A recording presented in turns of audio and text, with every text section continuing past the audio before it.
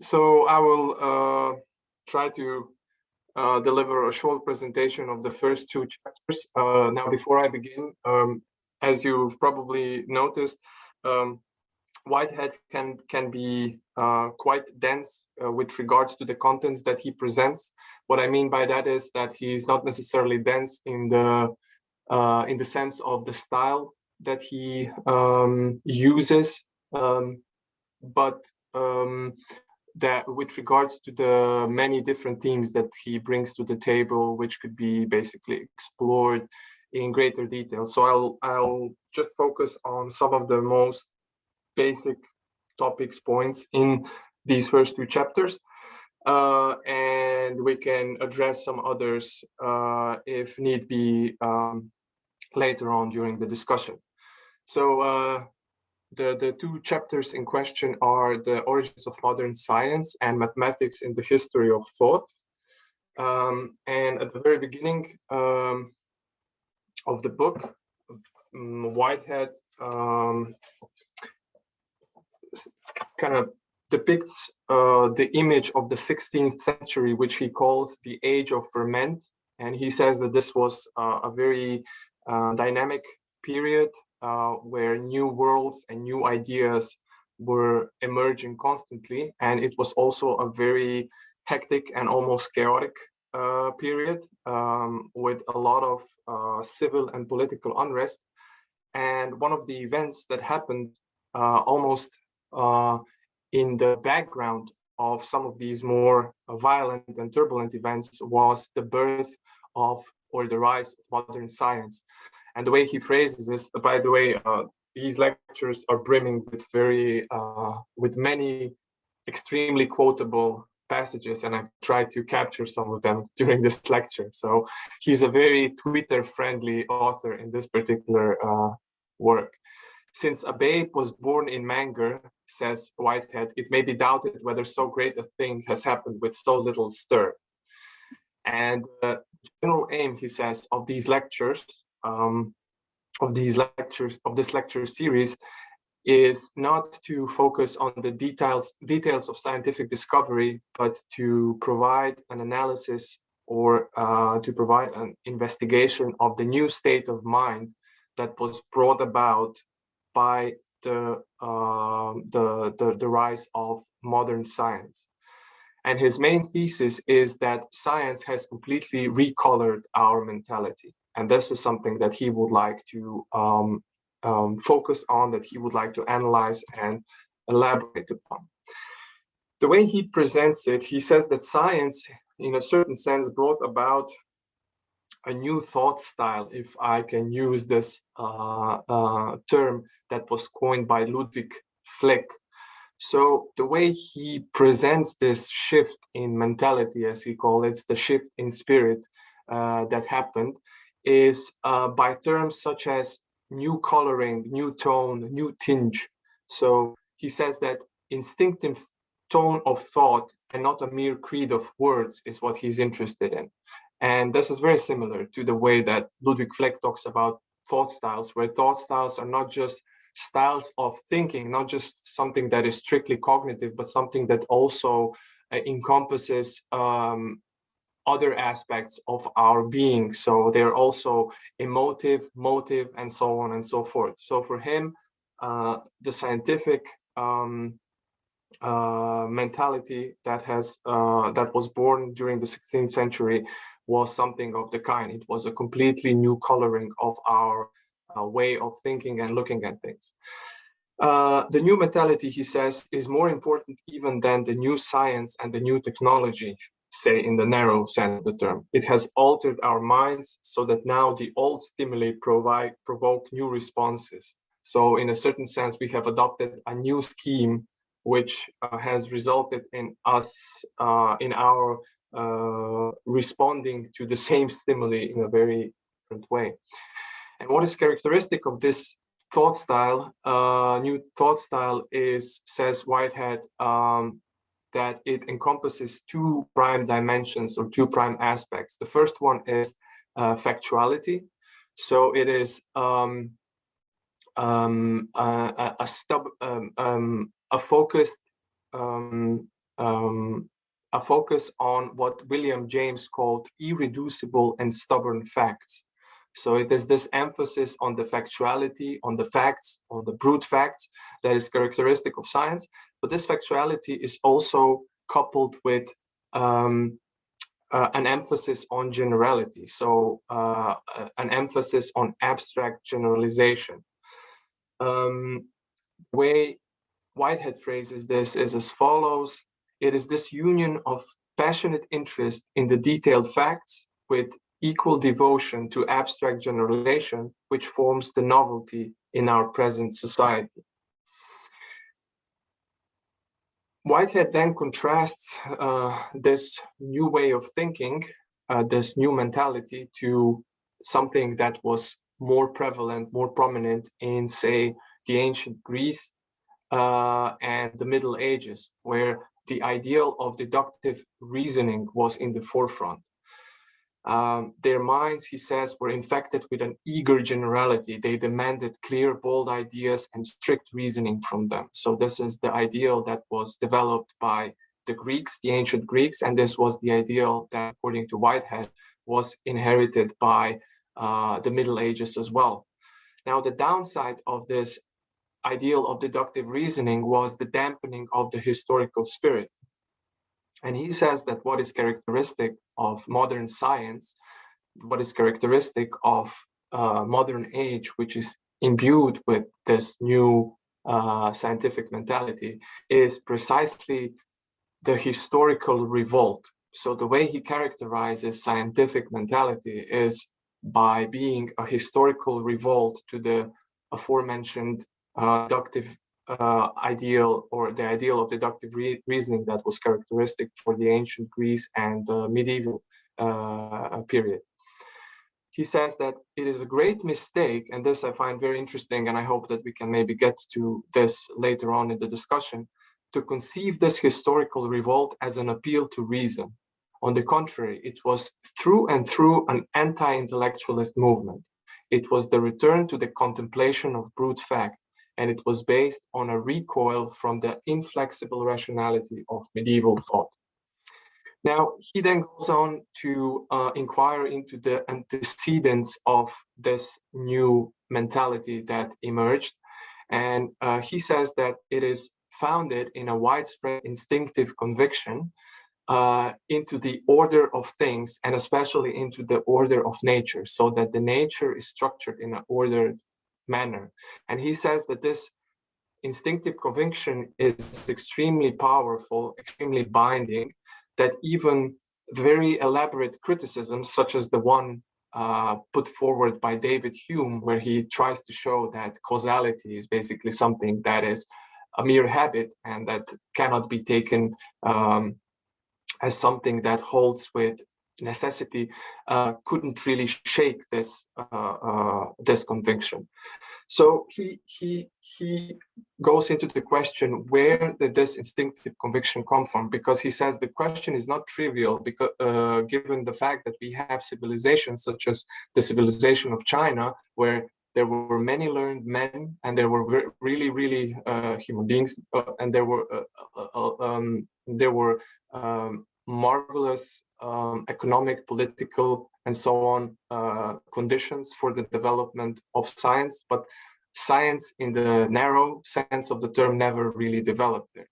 So where did this instinctive conviction into the order of things and order of nature develop? So I've kind of distilled three such antecedents that have contributed to the development of scientific spirit from the first chapter. The first influencing factor is what Whitehead refers to as the secret imaginative background. Here, I would like to draw some parallels with, again, Flick's notion of proto-ideas and Wittgenstein's notion of hinges. So these are basically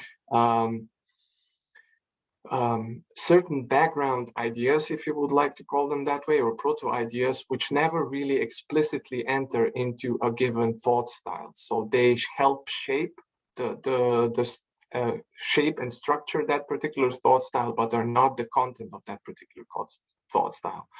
And what Whitehead here means is the dramatic view. This is how he calls it.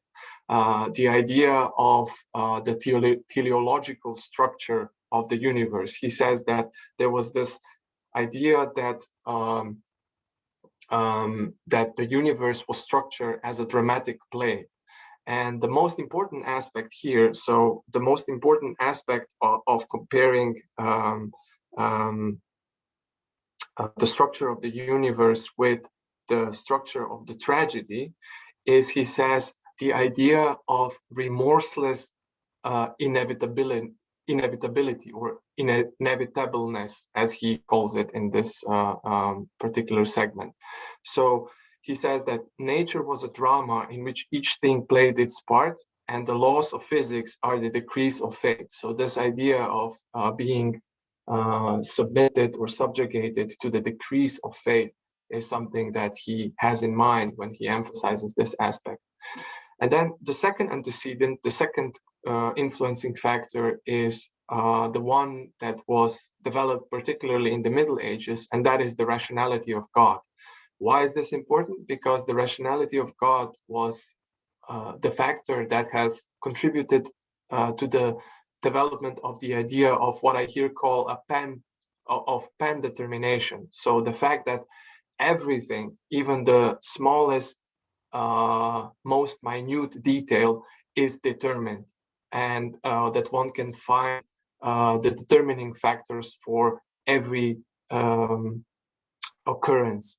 And also this this idea of rationality of God was something that has instilled and then helped cultivate the ongoing habit of the definite exact thought.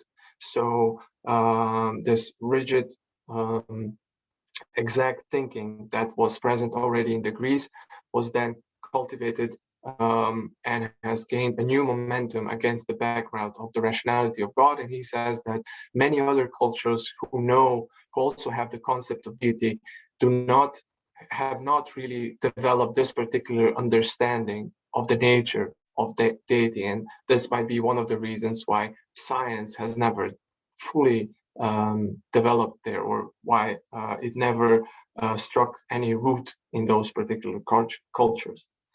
The faith, Whitehead says, in the possibility of science is an unconscious derivative from medieval theology, which again is a very interesting and old statement.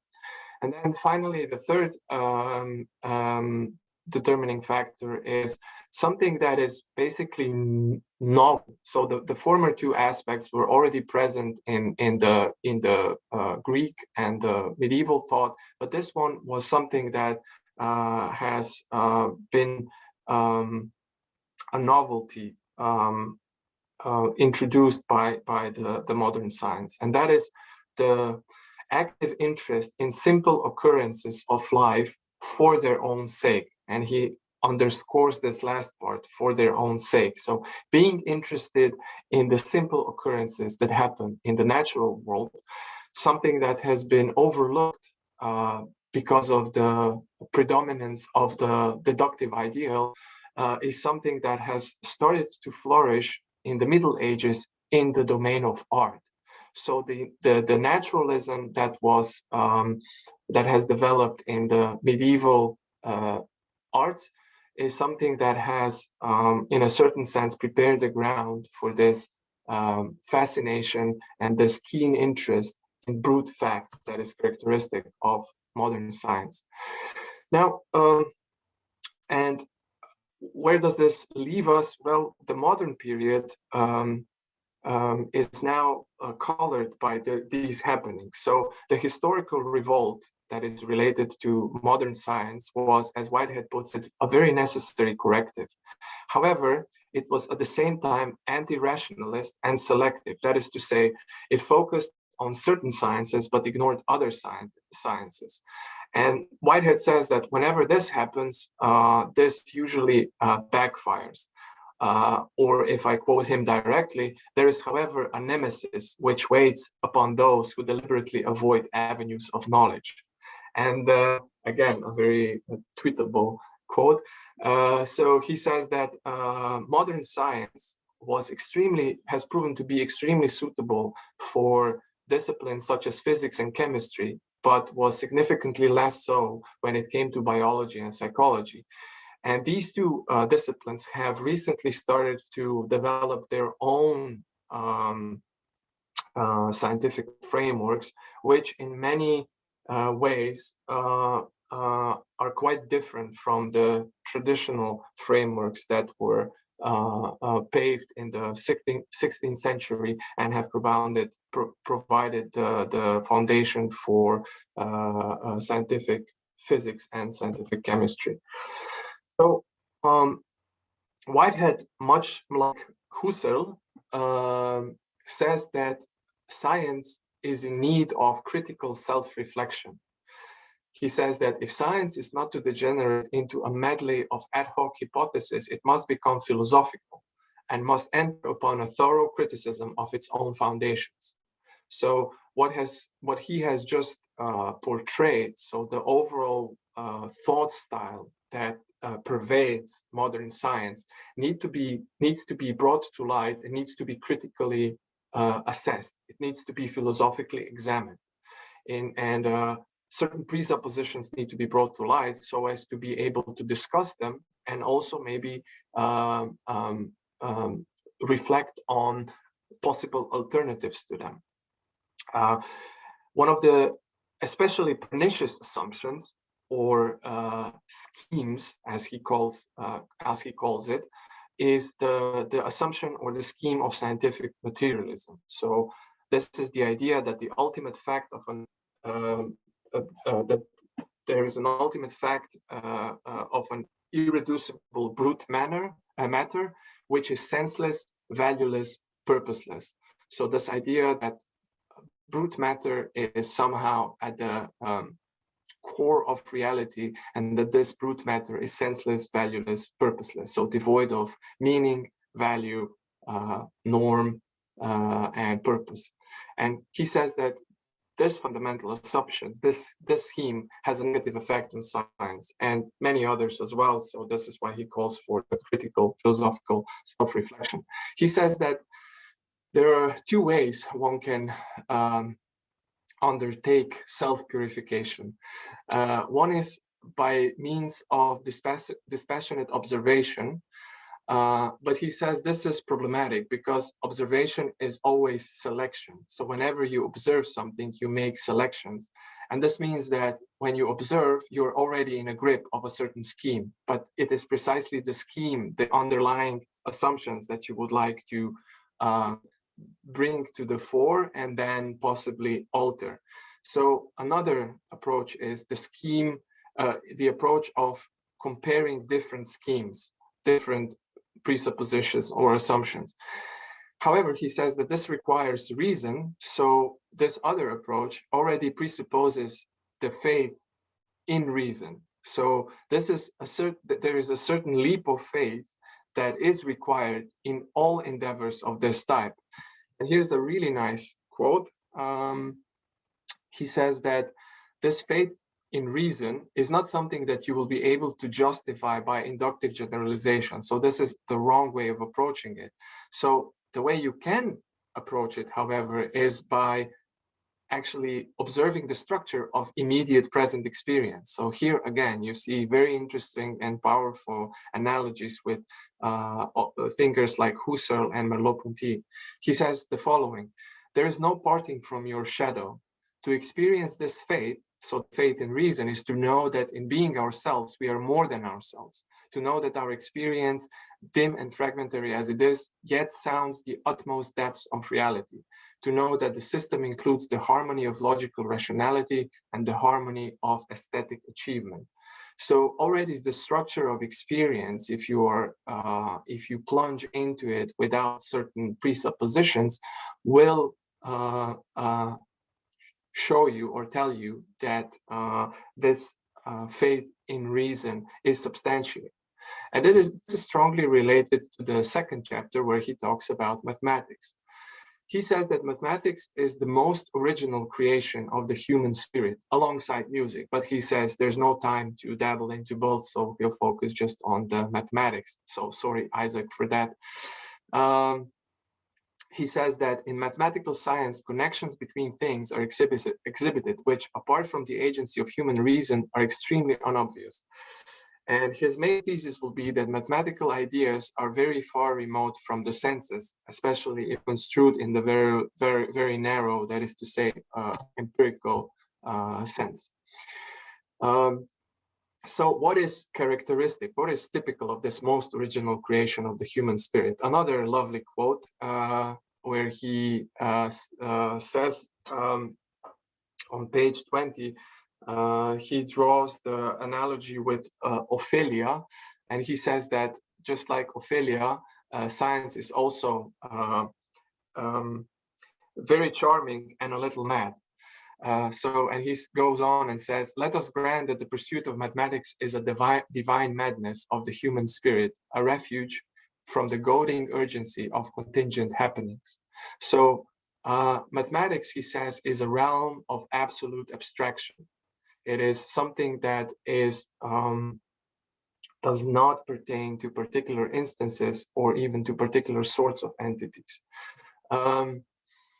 And function of pure mathematics, which he develops by drawing a parallel between a certain linguistic analogy, which quite frankly, I don't find particularly convincing. But he says that just as in the realm of language, where you had heavily inflected languages such as Latin, and then there was a move towards the less inflected languages such as English. This was actually a move for greater explicitness, because you had to use certain different ways of structuring your sentences in a way as to make what you're trying to say more precise. And because you lost the inflections, you were kind of forced to detail. You were forced to introduce more detailed and nuanced distinctions. In analogy with that, the function of pure mathematics is complete analysis. So to somehow differentiate between purely abstract conditions that are exemplified in mere matters of fact from these facts themselves. The way he presents this is that if you have any concrete occasion, and as we can, later on we can talk about this notion, which is basically a central notion in Whitehead's philosophy, or one of the central notions. So any concrete occasion where you have certain things that are related among each other different ways, you can find that you can apply to this concrete occasion numerous. You can apply to this concrete occasion concurrently a totality of general abstract conditions. So there are numerous abstract conditions which can be applied to this particular concrete occasion. And what mathematics has shown us is that these abstract conditions are interconnected. They constitute a specific pattern. So these abstract conditions, which pertain to a very concrete occasion in the experience, are interconnected in a sense that they form a pattern with a key. And what is this key? Well, this key is that you can find. What does he mean by saying that it has a specific key?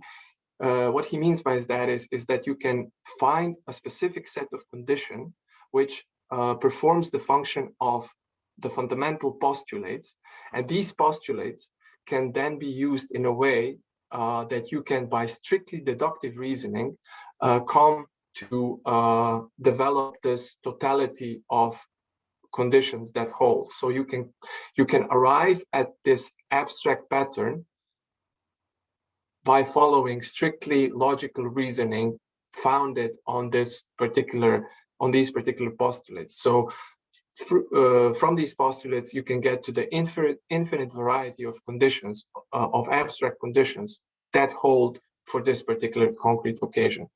Now, why is this so fascinating to Whitehead? Because there is a certain harmony of logical reason, and this is something I find very interesting, that this is the most general aesthetic property. So this is something that is given already in the realm of aesthesis. So the unity of occasion presents us with aesthetic relations between general conditions that are involved in it. And according to Whitehead, this is the primary article of metaphysical doctrine, which namely the idea that there is a reasonable harmony of being.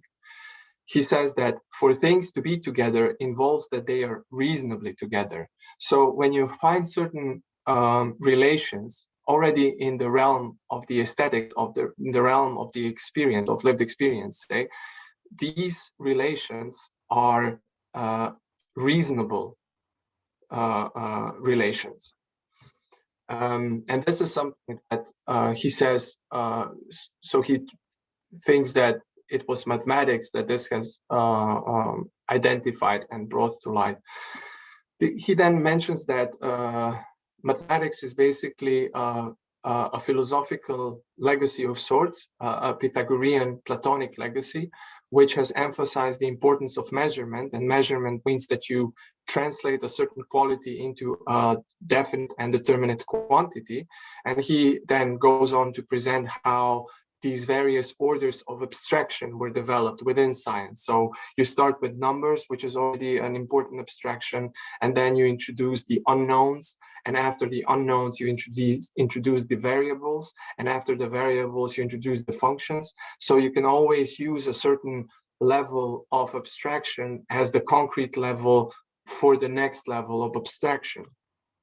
And he says that this idea, he then exemplifies this idea of when the level of functions was reached as something that was used for explaining nature in the 16th century. So this idea of functionality, namely when this idea of functionality was applied to the order of nature, and it was transmuted into the idea of mathematically expressed laws of nature. Whitehead says that this wouldn't be able if there wasn't the phenomenon of periodicity or recurrence. Without it, no measurement and no knowledge would be possible.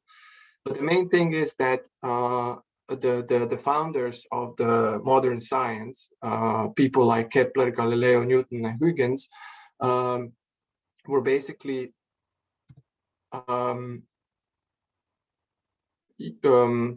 somehow applying this periodicity in concrete instances. So there were concrete instances where this phenomenon of recurrence of periodicity was observed and used as an explanatory framework. But he says, what Whitehead emphasizes, the reason why this could be done is because there was already mathematics available that allowed this to happen. And the interesting thing he says here is that we have a certain paradox at work here, because the paradox now fully established that the utmost abstractions are the true weapons with which to control our thoughts of concrete fact. So you have the greatest level of abstraction, which was used, as he says, as a true weapon to control the concrete facts. Last thing that I will mention here is that he says that there were two great periods when mathematics flourished for real, when mathematics was at the forefront of the cultural development, and that was in the ancient Greece and the early modern period. And he draws certain commonalities, some of which are more and some of which are less convincing. Between the two periods, he says that both of these periods were characterized by the awakened curiosity and the reconstruction of traditions. So this awakened curiosity usually developed against the background of the falling apart and reconstruction of certain traditions. And this is where mathematics usually came to the forefront and played the center stage in the development. And he says that contemporary times are also undergoing, according to him, have entered into a certain age of reconstruction. And this is something that can be seen, according to him, in different fields and domains. So in the field of religion, science, political thought. Mind you, again, this was in the 1920s, which were extremely volatile and very, very variegated, very dynamic period.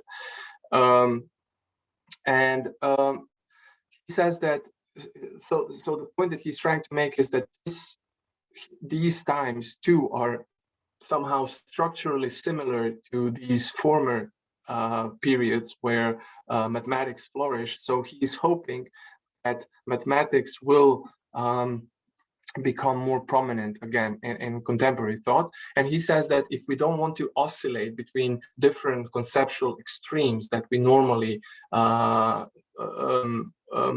get ensnared by, that we have to plunge into the depths of truth. And we can do this only by a rigorous use of mathematics, which will help us explore interconnections between, say, phenomena, and philosophy, which will then allow us to account for these interconnections. So he again calls for this philosophically grounded science, which combines mathematics with philosophical self-reflection. And he provides an example of this, one that I will not go in greater depth because this is already way too long. And it is the example of quantum mechanics, where he says that with quantum mechanics, the phenomenon of discontinuity enter the scientific scene, and it is something that is really difficult to account for with traditional conceptual mathematical means. And he basically uses this example to show how something that has emerged in the field of science basically calls for a profound reconceptualization of our most fundamental metaphysical conceptions. So he's not trying to somehow introduce factors from outside of science into science to correct science itself, but he's somehow trying to show that science is, in a certain sense, imploding. So the old metaphysical worldview is imploding, whereby the new developments in science are already pushing these old concepts to the limits and are calling for new ways of looking at things. And this alternative to the same materialist conception, to the materialist scheme that I mentioned, is the organic conception, or the organic scheme, where each primordial element is basically a vibratory ebb and flow of an underlying energy or activity. So a more dynamic processual way of looking at reality. Okay, so I will stop here. That's basically the first two chapters in more or less brief. I don't know whether I'm entitled to this term, but yeah. I've already mentioned some of the potential topics of discussion during the talk and certain parallels that I found really interesting, but I didn't really want to completely predetermine the thematic scope of the discussion, so I'm pretty much leaving it open. Anyway, any questions, comments? I would like to maybe start, because what struck me the most was the first part, the first chapter. So I'm you don't really went into that direction too much, so I'm hesitant. I don't want to derail the whole thing, you know. But I was thinking about this quite a bit, this problem, let's say, that also Whitehead is talking about, how modern science came about and why it is so center stage. And Sebastjan knows I'm reading Milton with another group of friends, his Paradise Lost. And there's some important ideas, I would say, that Milton is also struggling to figure out. He's a little bit later than the 16th, 17th century, I think. But you can still feel he's, you know, there's just one natural person in his epic. You have Adam, you have Eve, you have God, you have Jesus, and Galileo. That's it. Galileo is the only person. Oh no, he's right in there. He's right in there. So he was somebody who really thought about this, and you can see this tension, you know. So I was thinking to look at his idea of Satan, because he really studied Satan for this epic. And what is the satanic, let's say. He studied different religions, and he was very well read. He read all the epics.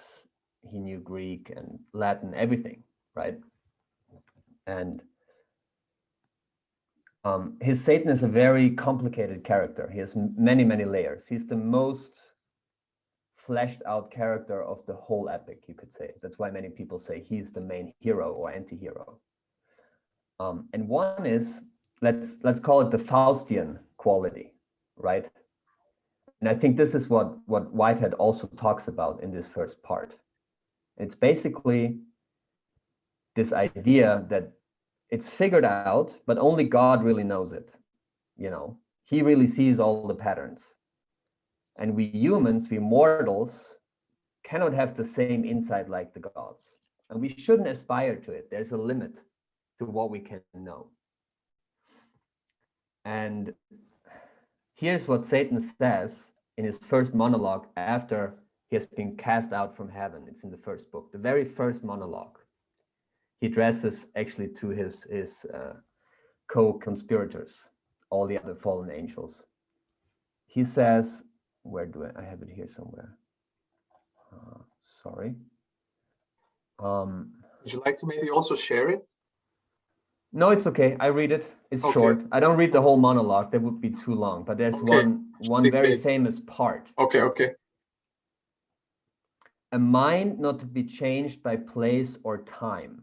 The mind is its own place, and in itself can make a heaven of hell, a hell of heaven. What matter where, if I be still the same, and what should I be? All but less than he, whom thunder hath made greater. What he's saying there is, I am the same in reason. I have the same capabilities. I'm as glorious. He just has more power.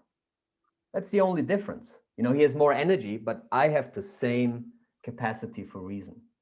So why should I not be on the same stage? Why, you know, like he's the rebel angel.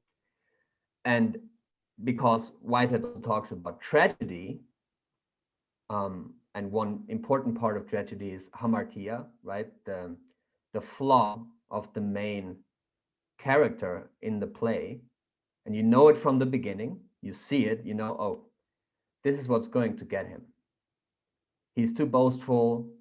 He thinks, you know, he thinks there's no more law. That's why he can commit the murder in Dostoevsky, right?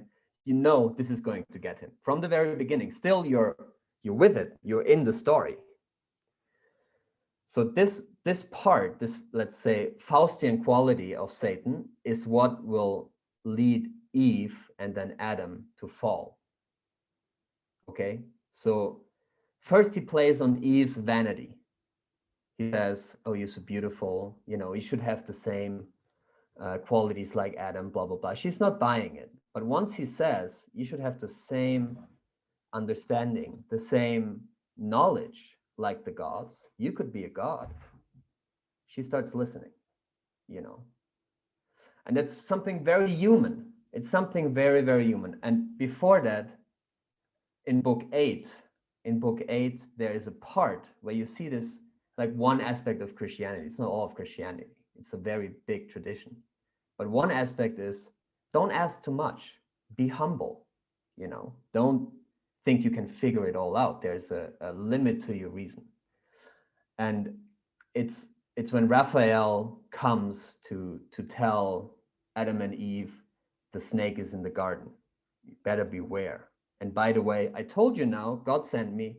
If you mess it up, still, it's your fault. It's not God's fault. You know, it's not the fault of God. So you have freedom of will, right? Which was very important for Milton.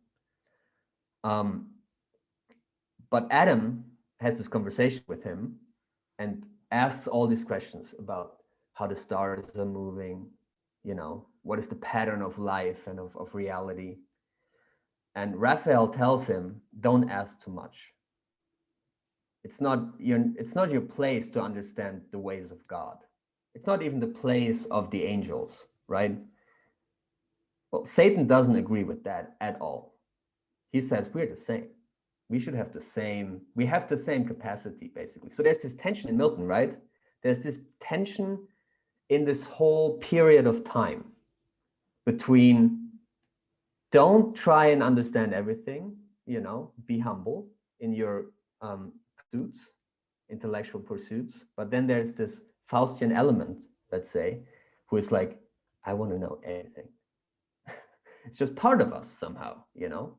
And Milton shows this is something that Satan whispered into our ears, basically. It's like the satanic aspect in the Christian mythology. It's something that Satan gave us. That's how he turned Eve to his side.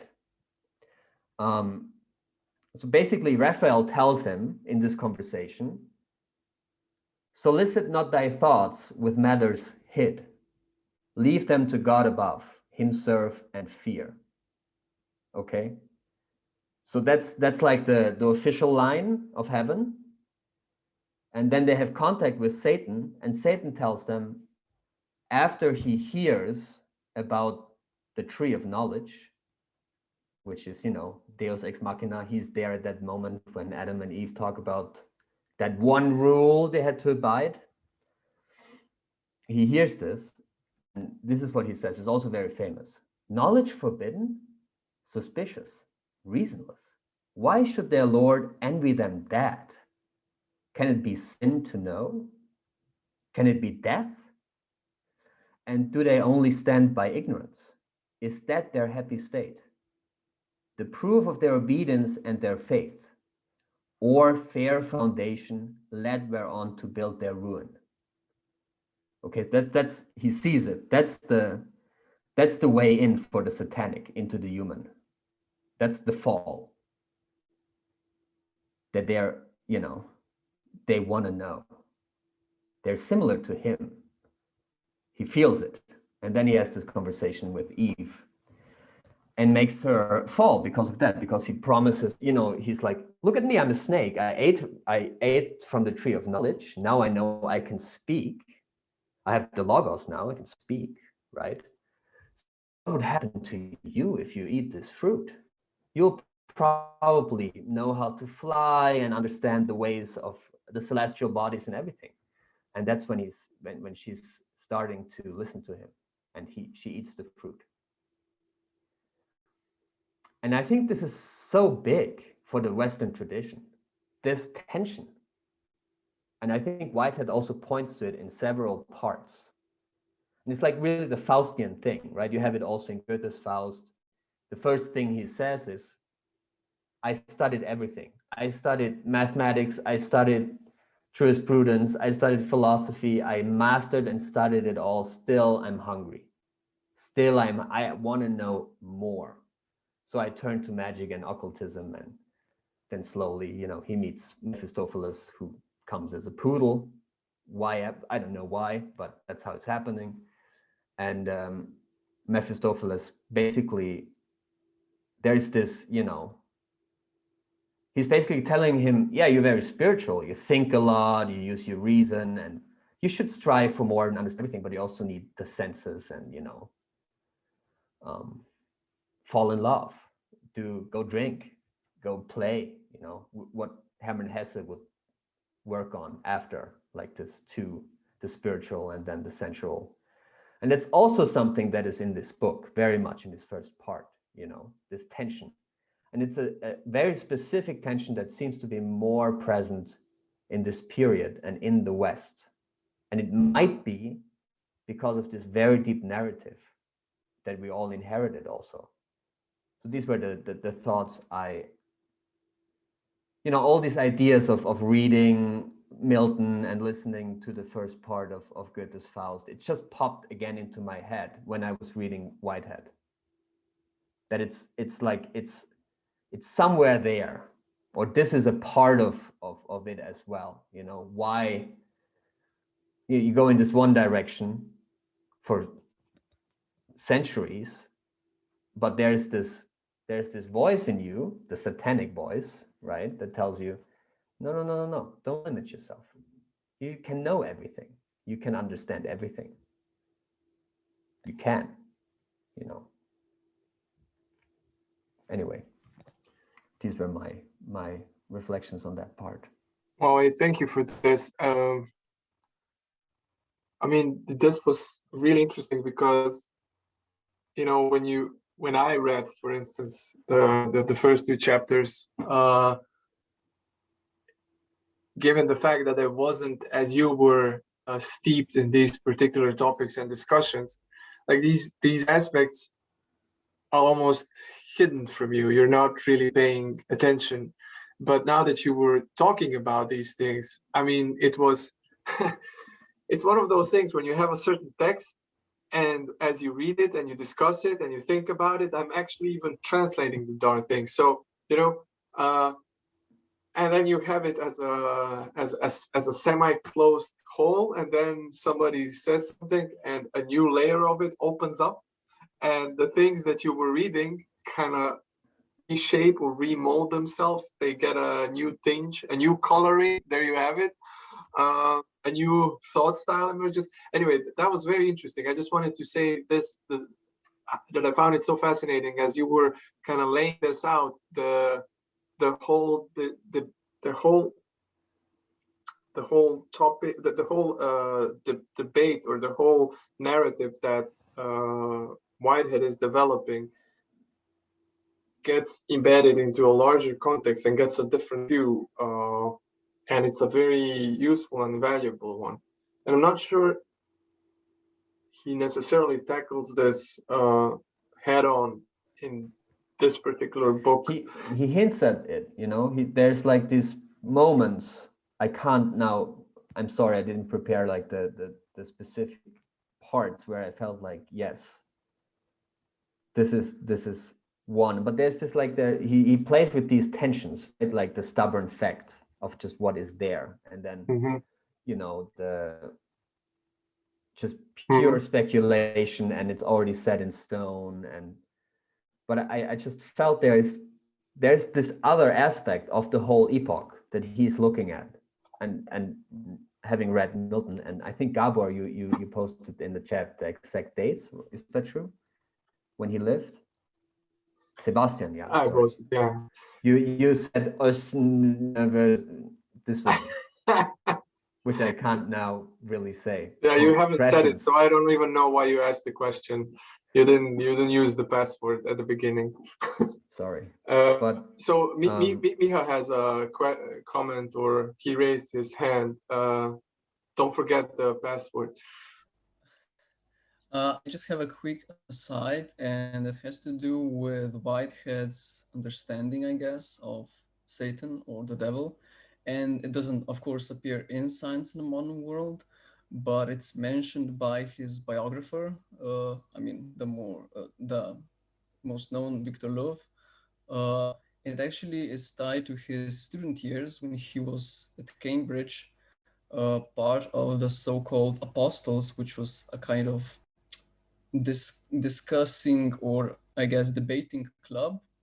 And each time they met, they actually had a discussion that was formed around a series of questions. And one of the questions once posed when Whitehead was present at the meeting was, does the devil exist, or is he merely loathsome? And Whitehead, as a student, right, at Cambridge at that time, answered, yes, he does exist. He is the homogeneous, right? So that, I think, is just interesting from the point of view of what Whitehead's philosophy later on turned out to be, right? the process philosophy, right?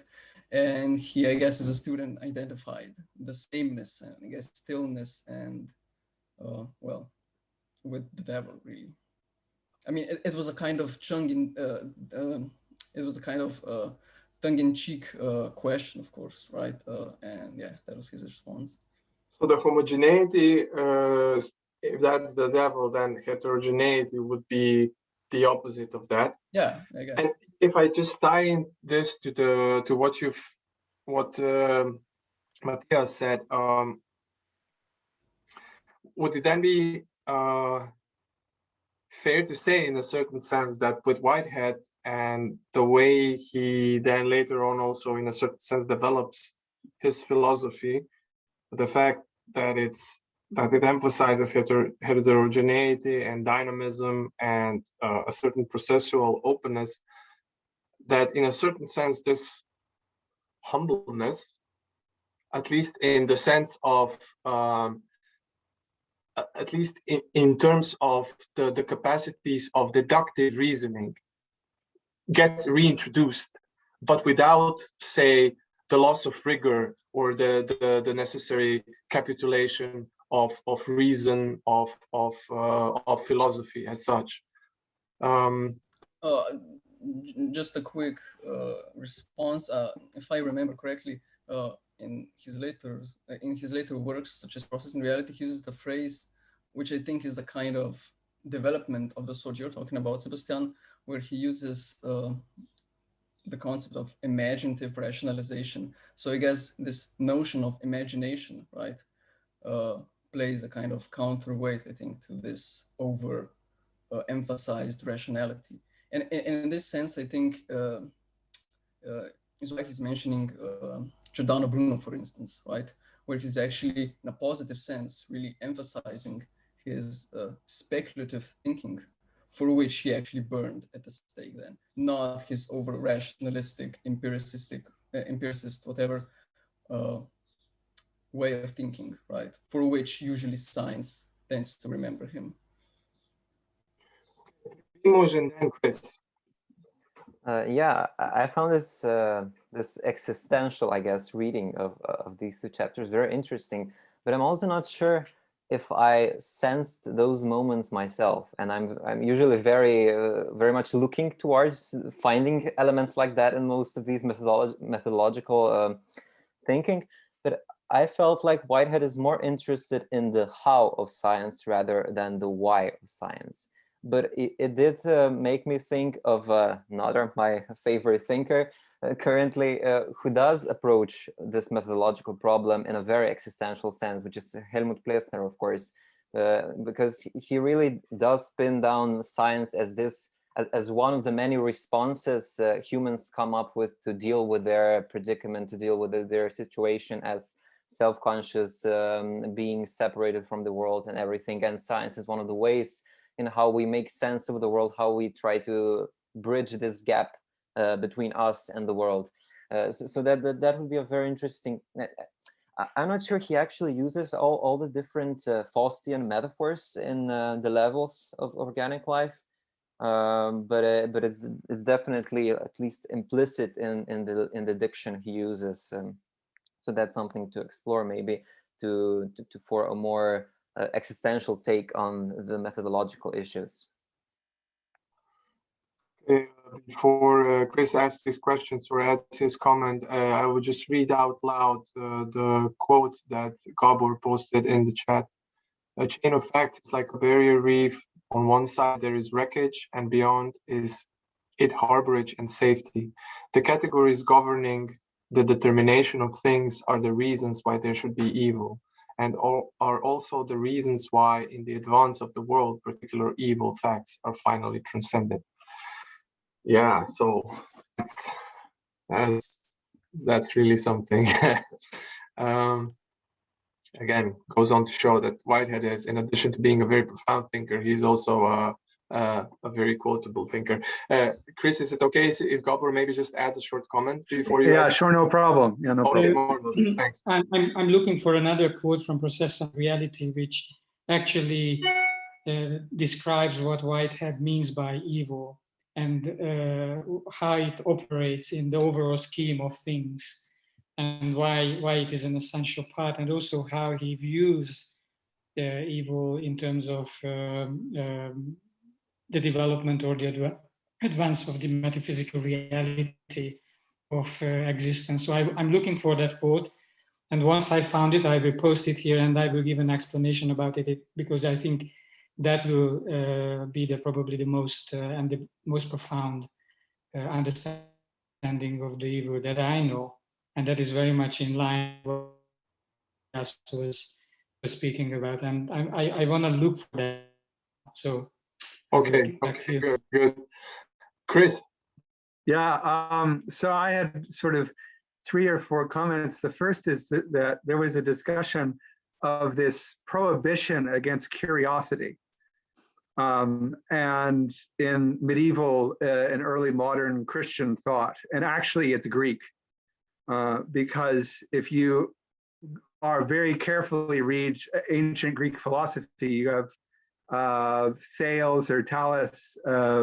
He was an ancient Greek philosopher who fell down a well because he's gazing up at the heavens, and this was seen by Greek philosophers as a prohibition against any undue speculation, and this was picked up by Augustine and others. And I have I found a quote from Augustine that really kind of encapsulates his opinion on curiosity, which is to say, he says this in his Confessions. I just have the English translation. I won't bother you with the Latin.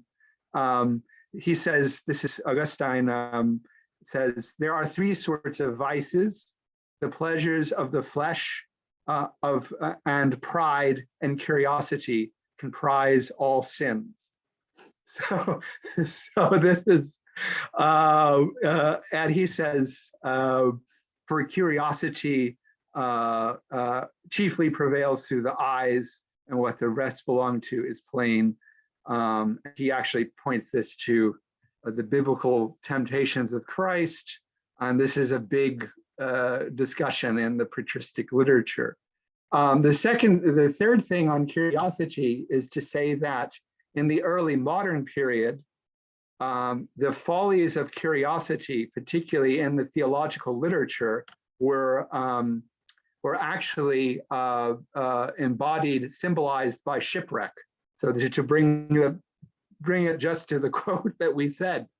And so I think the theme of curiosity is kind of nicely wrapped up in the 3 things we've been discussing. What I also wanted to point to is where I'm a little uncomfortable with Whitehead's discussion of the Reformation, because first of all, it's not clear what Reformation he's talking about. So there was many kinds of reformations. There was the Lutheran, there was the radical Reformation, there was the stuff in the middle, there was Calvin's project. So it's not clear what Reformation he's talking about. And if I recall correctly, and Seb, you can correct me on this, is that he believes that the Reformation to be fundamentally kind of this irrational movement that is positioned against the scholasticism of medieval philosophy, which is rationalistic to this extreme and therefore sterile. I can see why he's making this point pedagogically. Historically, it's not correct.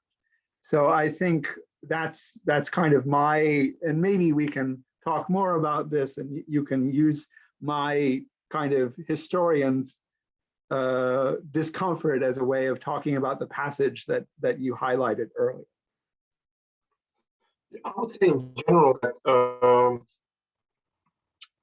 like you said, I got the impression that some of the claims that he makes are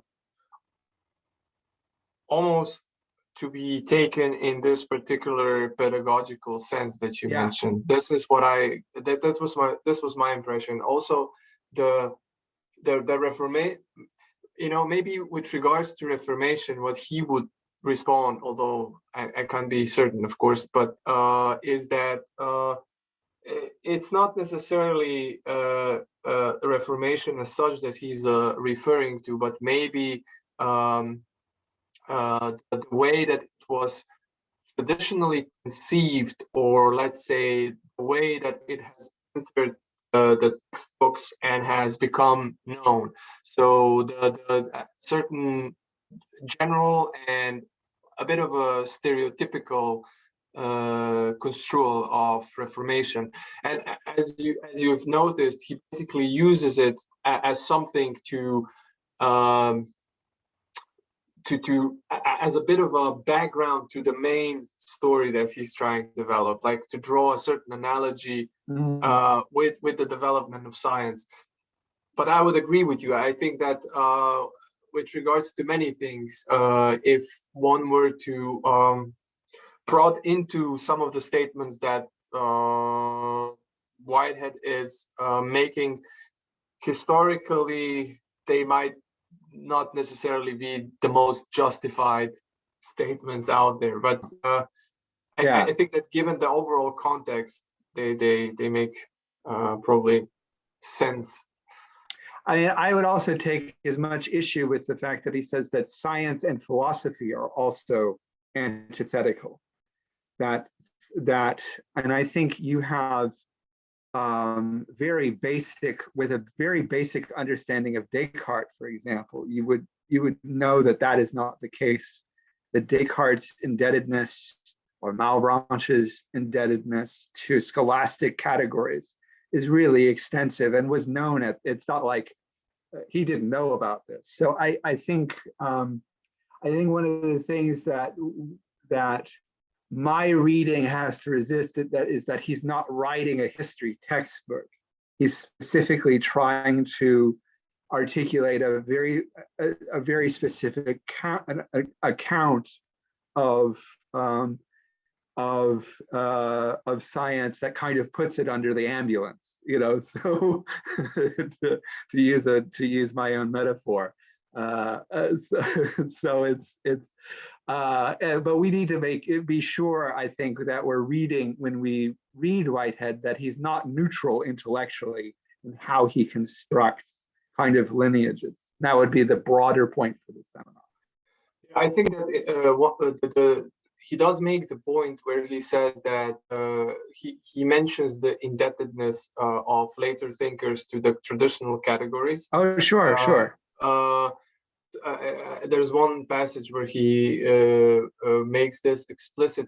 I think also that one of the things that he's basically trying to, one of the points that he's trying to make is with this, what has later become known as an archaeological project. So right. in the French thought, or also in the phenomenological thought to a certain degree in the German tradition, this is what is called archaeology, like ideational archaeology. So right. This archaeological undertaking that he's doing is basically, in a certain sense, trying to show that traditional science is fundamentally a profoundly philosophical approach. It is a philosophical project.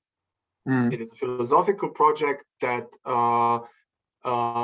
stems from a very specific framework, and this framework can be illuminated and can be discussed and can be potentially argued over and even altered. So I think that this unearthing is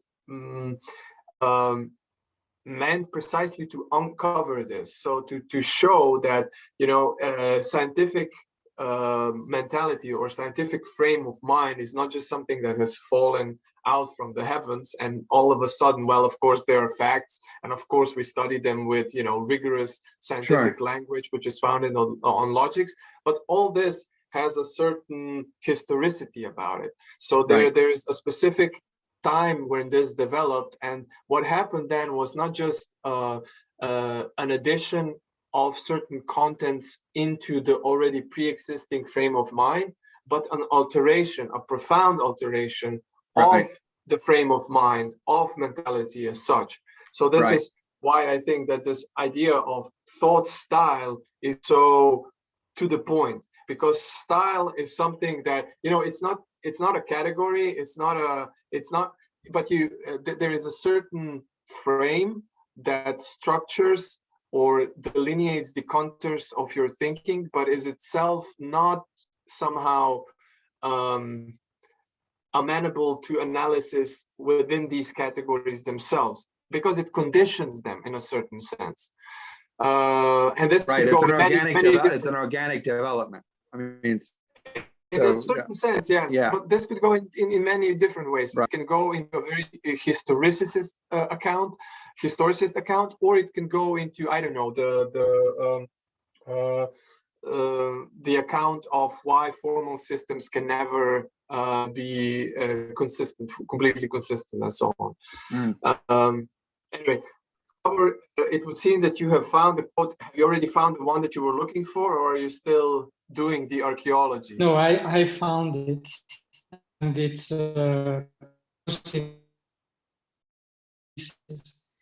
but do you hear me? Yeah. We lost you there for a second. Yeah, we lost you for a second. At least I did.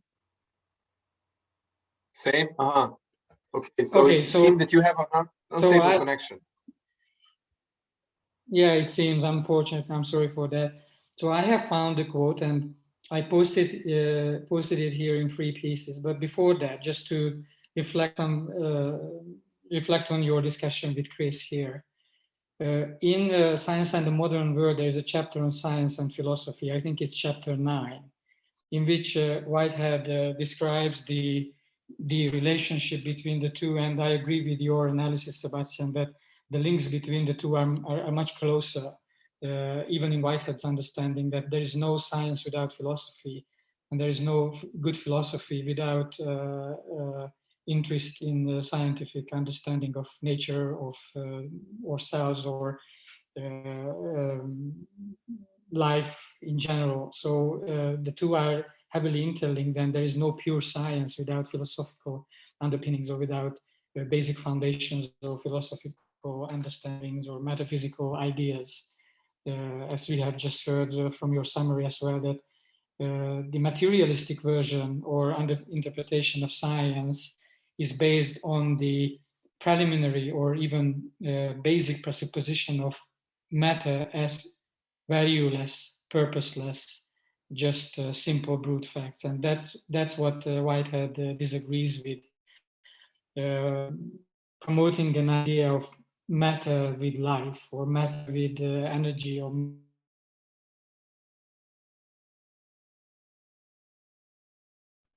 we lost you again. Say. So that's what. Sorry for that. Yeah, it's really not. It's Zoom.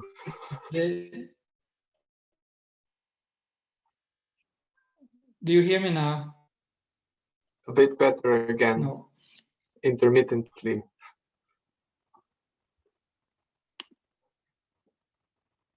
No, you're present and then you disappear again.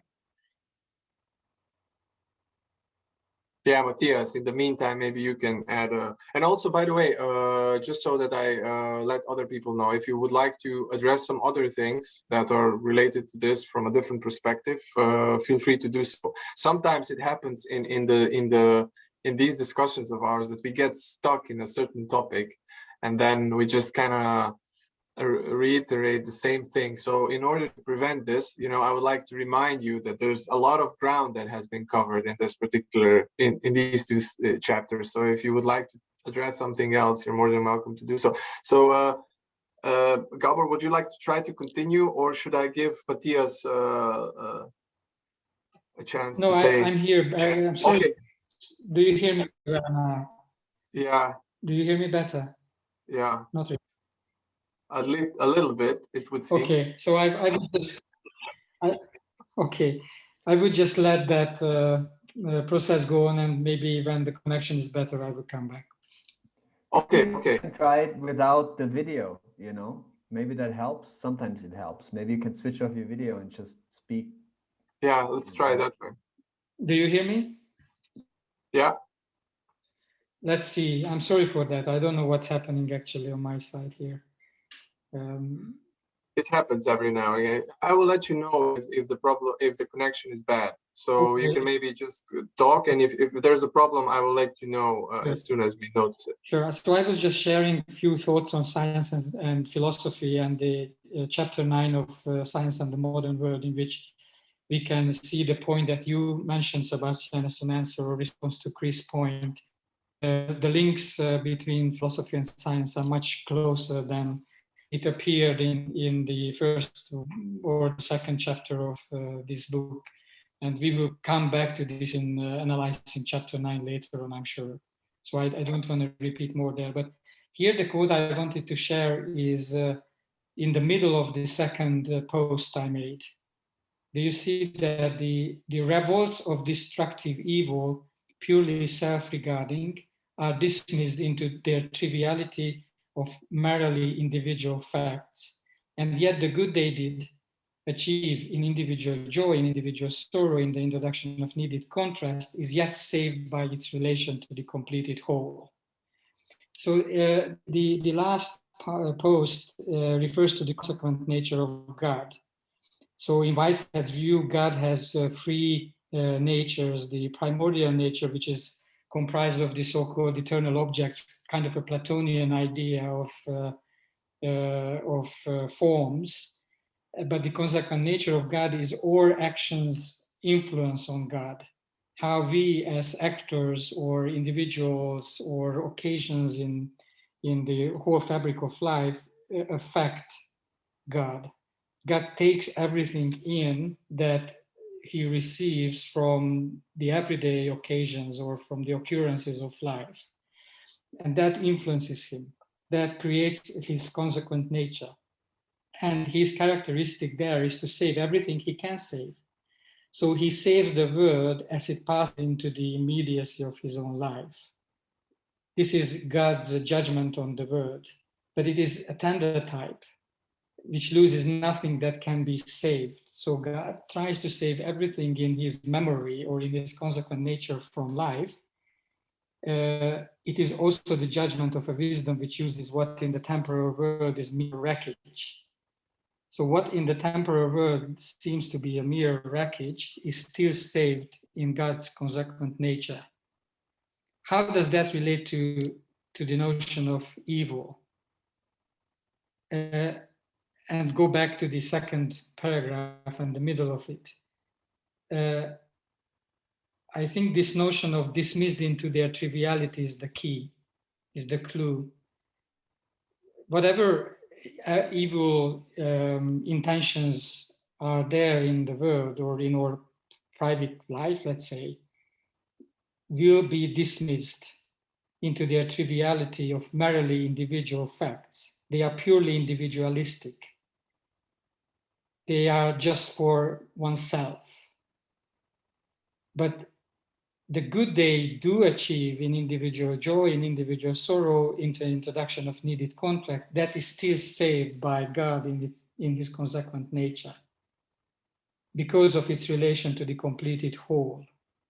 So in that sense, Hitler, I can use that example here, is saved in the memory of history, in humanity's memory, I would say, but it's saved in God's consequent nature. Whatever individual joy or sorrow or experience he lived, but the destructive character of his actions are dismissed into their triviality of merely individual facts. They are lost in their pure individuality. They are gone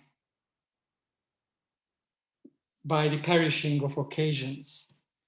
But whatever was achieved, whatever was affected, whatever was influenced, whatever was done, that's kept and that's saved in the overall fabric of memory, in God's consequent nature or in human history. And this notion of purely or merely individual facts, that's a very interesting one. That's what I wanted to highlight, actually, the connection between pure individuality and the notion of evil. Yeah, this is really interesting. It's also, I would say, something that most people don't really associate with Whitehead. It's something that comes very later on in his philosophy. So, you know, mostly it is built from certain layers that precede this. So it was also interesting to read these reflections that you mentioned, because they're you know, they already tackled the questions of God, which usually comes very later on. Even some authors don't even some people who are interested in Whitehead don't even want to go this far. But it's also interesting, you know, the example that you gave with Hitler, of course. Are there any other ethical examples even given nowadays? But it's a very powerful message, and the idea, and when I say powerful, in the sense of it's a strong one where people might react very strongly in very different ways. You know, I'm immediately reminded about the reflections after the Second World War and after Auschwitz happened, about whether ethics and whether theology, whether even philosophy after this is even possible. So, you know, to some authors, some thinkers, this event was event with such a capital E that it basically disrupted the possibility of any such thought. Now, with the growing distance, one has to admit willy-nilly, and it's difficult to sometimes admit because you sometimes have the impression that you're somehow letting history down by saying this. But it would seem that as the time grows, that this sentiment is not as strong and pronounced for most people. You know, immediately afterwards, it's almost saying something like Whitehead says here, and if it would be immediately applied to say, as you did, yeah, to say Hitler, it would be probably just, you know, shunned and some pushed to the side. After a while, it becomes open more to the reflection. But quite honestly, I have to admit that at this point, I don't really know how to make sense of it for myself. So what my specific attitude to this would be. There is a part of me that resonates with what is being said here extremely strongly. There's this, let's say, in a very broad sense of the term, a certain stoical segment of my existence that has a certain affinity to what you've just said. But there's also a certain aspect within myself that in my youth has sympathized strongly with, say, you know, certain radical anarchist movements that cannot but feel a certain amount of revolt whenever I contemplate this idea. So I'm profoundly existentially torn when it comes to questions of these natures, of this nature. Just one little comment on that, if you hear me well. I turned the video. This book, Science and the Modern World, we are studying now also includes a chapter on God. Chapter 11 is on God. So we will see what he says there, I mean, what Whitehead says there. But in his philosophy and in his cosmology, creativity as a notion is even more primordial than the notion of God. And God is the first and primary exemplification of the notion of creativity. And creativity is just so essential in everything what Whitehead says, that once we understand the notion of creativity, and once we understand the notion of occasions and the notion of eternal objects, we will also understand why and how Whitehead came to a refined and reformed notion of God, which is quite extraordinary and revolutionary and is still today. It's not a classical, finite, absolute power that he describes as God, but he describes it in a totally different way. And we will understand later whether this notion still applies to our understanding today. But if we replace it with something else, that's fine too. We don't need to stick to the notion of God as such. We can replace it with other notions that are as relevant as this notion is. and in Buddhist philosophy, and even in contemporary philosophers studying Whitehead and Buddhist philosophies at the same time replaced the notion of God with notions like emptiness or alaya vijnana. Alaya vijnana is an interesting notion from Yogacara that can be linked to Whitehead's notions. We will be able to talk about that later if needed. I like the optimistic attitude, how we will basically, cover the whole of Whitehead's philosophy through these meetings, even though it's so incredibly complex and nuanced. But I think that's the good spirit, so no need to comment on that. Let's just, keep the faith going. And maybe you can allow me one final comment, Sebastjan, with regards to a particular chapter, the chapter on mathematics, how it relates to what we are discussing here. Yes, for sure. And why he started with mathematics. Have you pondered about that? Why he started his lectures with mathematics?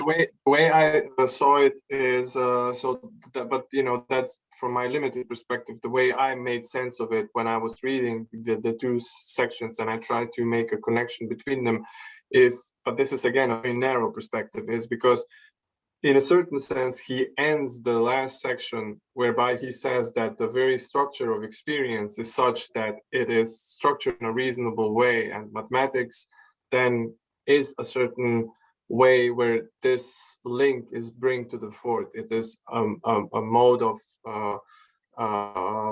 knowing where this aesthetical connections, which are reasonable connections, are somehow grasped and then developed further. But this is the link I saw between the ending of the first chapter and the beginning of the second.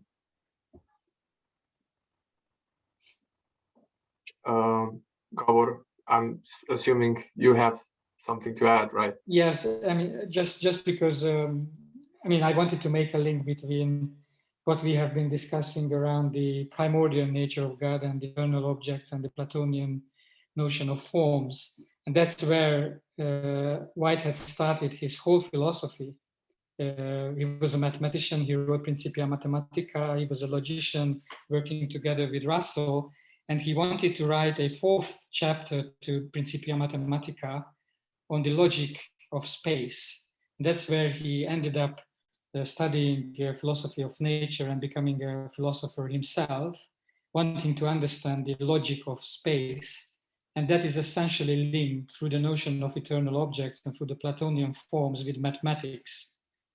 And I just wanted to make this connection between the notion of God and eternal objects and the pure forms and mathematics here, because the Whiteheadian understanding of mathematics is quite, you could read Platonian goes back to Pythagoras, actually. Yeah, he definitely falls into that category and that tradition. Hridija, have I mangled your name again? No, it's perfect. Okay, you have your hand raised. Oh yeah, I'll just lower the hand now. Okay, yeah. So my reading of it was in connection with actually looking at his own Whitehead's own time when Einstein's relativity theorems were coming up, and I feel like this book is a kind of solidifying a narrative, a ground for his further cosmologies, in the context that there were significant philosophical and epistemological problems with Einstein's mathematical equations that he used in relativity theorems. And I feel like Whitehead knows that he has to ground the later ideas that will come up, the cosmological ones. The only way to make them valid is to ground them in history of ideas.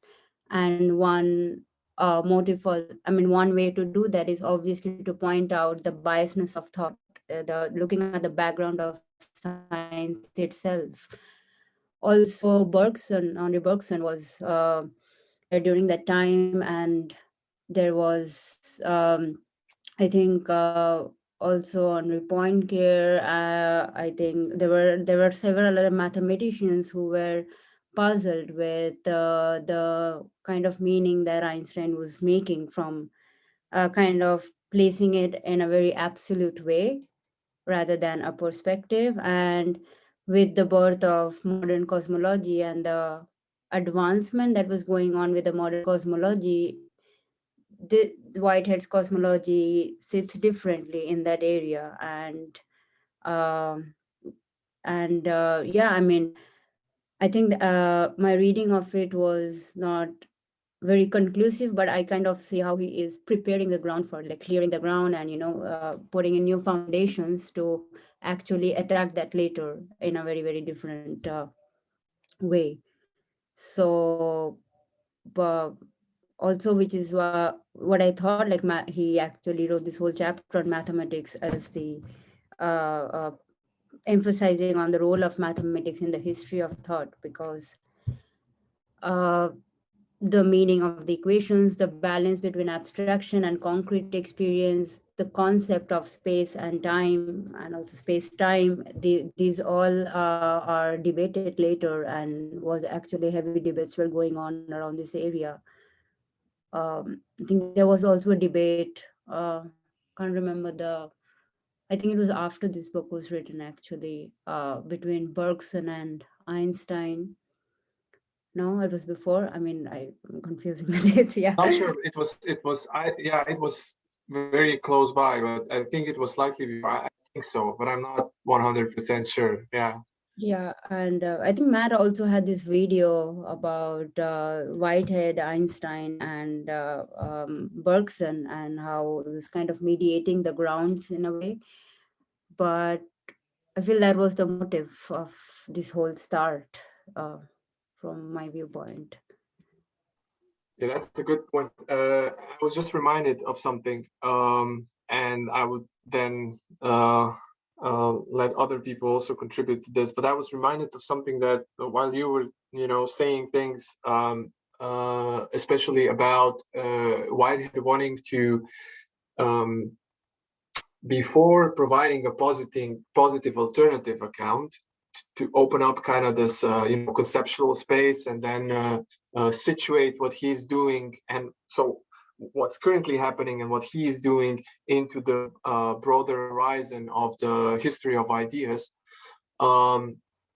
This on the one hand, and on the other hand, you mentioned Bergson, and this development with Bergson, and this is something that me and Chris are also talking about in another reading group, and that Primož will also be familiar with.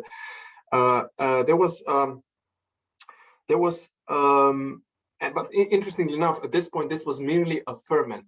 It wasn't yet a full-blown thing, but there was already a slight shift, or at least a seed of a different conception, or a way of thinking about things happening, whereby organic metaphors were slowly entering into the picture, and they were kind of taking over very slowly. It's almost like, when you had dinosaurs, you also had mammals, but they were small and scrawny, and they didn't really stand a chance. Well, it was the same here. You had these, you had the classical physics, which was the queen of sciences still, but then you already had these spores emerging that were kind of putting forward a different way of looking at things.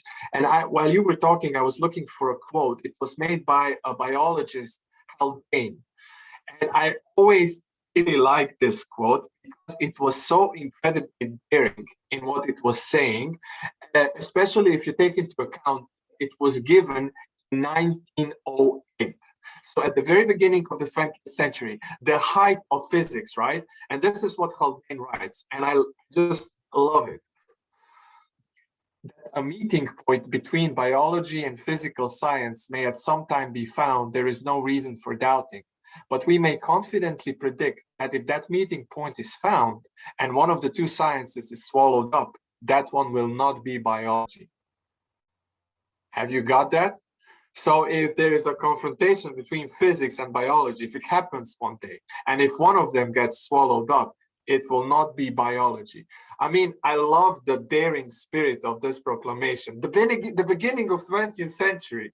And the funny thing is that what I find so interesting is two things. One thing is that at the very beginning of the 20th century, there was this revitalization of sorts of the concept of life. The notion of life was rediscovered. It was rediscovered, and it was rediscovered in the sense of, there is something that is missing in our narrative, and it would seem that the organic, that the vital, that life somehow fell by wayside, and it has a certain dynamics. It has a certain anatomy, if you like, which is very different from the other notions that are usually used. So the notion of mind on the one hand, and say of matter on the other. So this phenomenon of life was rediscovered, at least temporarily. And I think, that the idea of White's organicist understanding of the universe of reality is something that falls squarely into this ferment that was developed. But it didn't really take root completely for several different reasons. But what I find it so interesting is that something similar is at work now. So the past few decades have seen this subtle, or sometimes not even that subtle, but definitely a shift towards the life sciences. There's still this, like in the textbooks, you still have the queen of science, physics, but the reality, the people in the economic sector will say, always follow the money. Look where the money is going, right? And if we take this very crude perspective, what gets financed is life sciences. So the interest lies in life sciences. The vibrancy, the theoretical vibrancy, the empirical vibrancy is in the life sciences. And with this shift, also the reflections, philosophical reflections of what is life, how life pertains to the world, and so on and so forth, are becoming again at the forefront. So I find this ferment that is being developed there something that is now kind of slowly reaching a certain fruition. I don't know where this will lead, whether this has any future or whatnot, but it's interesting to look at these things from these perspectives. Miha has his hand raised. I think one of the interesting things that I found in the first and the second chapter, and I would like to highlight, I guess, this notion, which is quite a prevalent notion in Whitehead, and it appears in the two thinkers he also mentions in the preface, Siloid Morgan and Alexander, and that's the notion of relations, which I think play a very interesting part in the both chapters he's mentioning.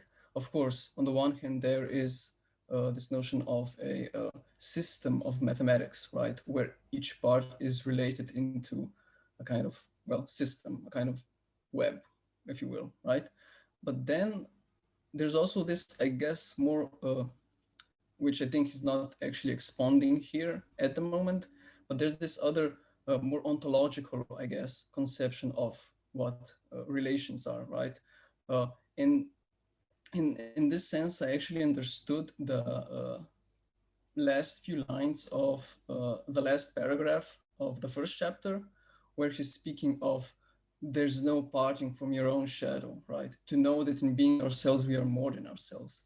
In a sense that what these individual occasions, be it ourselves or other, I guess, particular instances in a cosmos, are in a sense related, so that the essence of each of them, right, is this connection that they're drawing, right, behind themselves, like a kind of tail, or if you will, a shadow, right? This wider context in which a particular thing finds itself, and it is what it is, just in virtue, actually, of those relations, right? And this, I guess, ties into this whole notion, right, of Whitehead going after this cosmological, right, point of view, where everything that is like particular infects the totality, but then again, the totality actually defines and makes that one particular thing, right? And there's something that he mentions in the second chapter as well, where if we find ourselves, this is with regards to mathematics, discussing about particulars which are in no relation with each other, he just simply says absolute ignorance as to it, but not in a sense that there is a decision being made to ignore them. But I understood it actually more radically, that we cannot even conceive of them really, right? There's no such thing as a thing out of relations, because the thing is the how, right? It makes it, right? Yeah, that's clear. That's fascinating. I mean, thanks so much.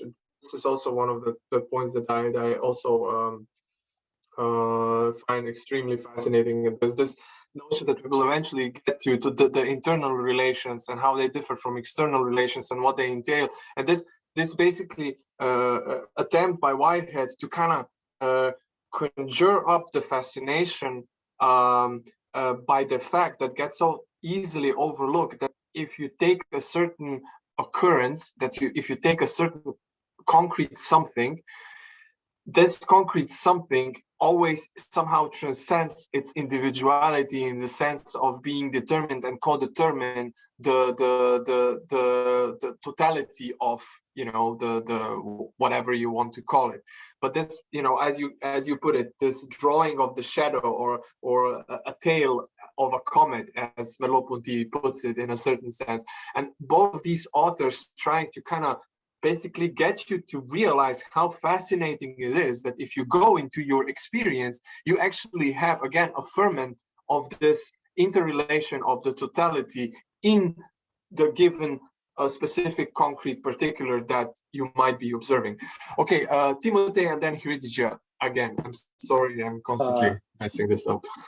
Yeah, I'll actually refer to the two previous comments. So I'm not a mathematician, but I found like a very a tension, at least, between his mathematical approach on one side and this, let's say, holistic tendency, which Miha very nicely, or not even holistic, but like, let's say, circular causality between the whole and the parts, we could say so, or maybe correct me if I'm wrong in this, but so this is one side, and the other is maybe the tendency to use organic metaphors and to go maybe even to try to ground, yes, like Sebastjan says, physical concept on top of more basic biological concepts. These two, and I think these two tendencies are very much related. And I found difficulty. I can see why I can see the rationale behind them, but I find it very difficult to connect them to his more. As Gábor says, his very Platonistic approach to mathematics, where you have like, where you still have like a very a prioristic top-down approach. At least what that seemed, it seemed like that reading this chapter. Yeah, I don't know. I mean, Gábor maybe knows more about these things, but I would just maybe my impression was that even if there's like a Platonistic strain to him, I think that this Platonistic strain needs to be understood or read in a more I don't know whether that's the most appropriate term, but in a more dynamic sense, in a more morphodynamic sense, where you have forms that are not, you know, necessarily rigid essences that would be self-enclosed.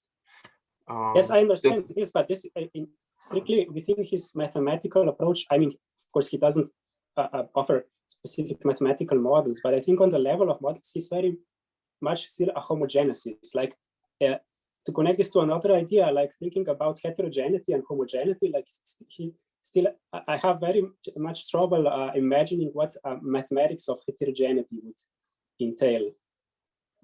So yeah, if anybody else has. Maybe Gábor comments, and then Hridija next, and then after that. I hope you hear me well. Yeah, we do. But maybe still switch off the camera, because when you do that, we can. There was no problems whatsoever. Sure. So the way we understand, I mean, we meaning those who study Whitehead, the eternal objects notion or the Platonic forms or these mathematical ideas, is that these are potentialities in Whitehead's understanding. These are abstract potentialities that require actualization. The challenge with the notion of potentiality or these eternal objects is that they do not exist, but they are still there in a form or in a way that is not emergent. So these forms, these patterns, these abstract potentialities pre-exist in a way that is a very challenging and difficult notion to understand. They do not exist as actualized properties or as senses in that sense, but they are still there somewhat, somehow, some way, in a seed format. If I want to use the Buddhist alaya vijnana concept, that there are seeds that require actualization, actual realization, and the relationship between these potentialities and the actual reality of occasions is that they actualize, they exemplify these abstract potentialities. And we don't really know how many of them are there, but their numbers are eternal, I mean, infinite, and we can't really know whether we have already actualized a small portion of it or there are a lot more to actualize in the actual fabric of the universe. But that's a challenging notion. Anyway, I agree with the question here.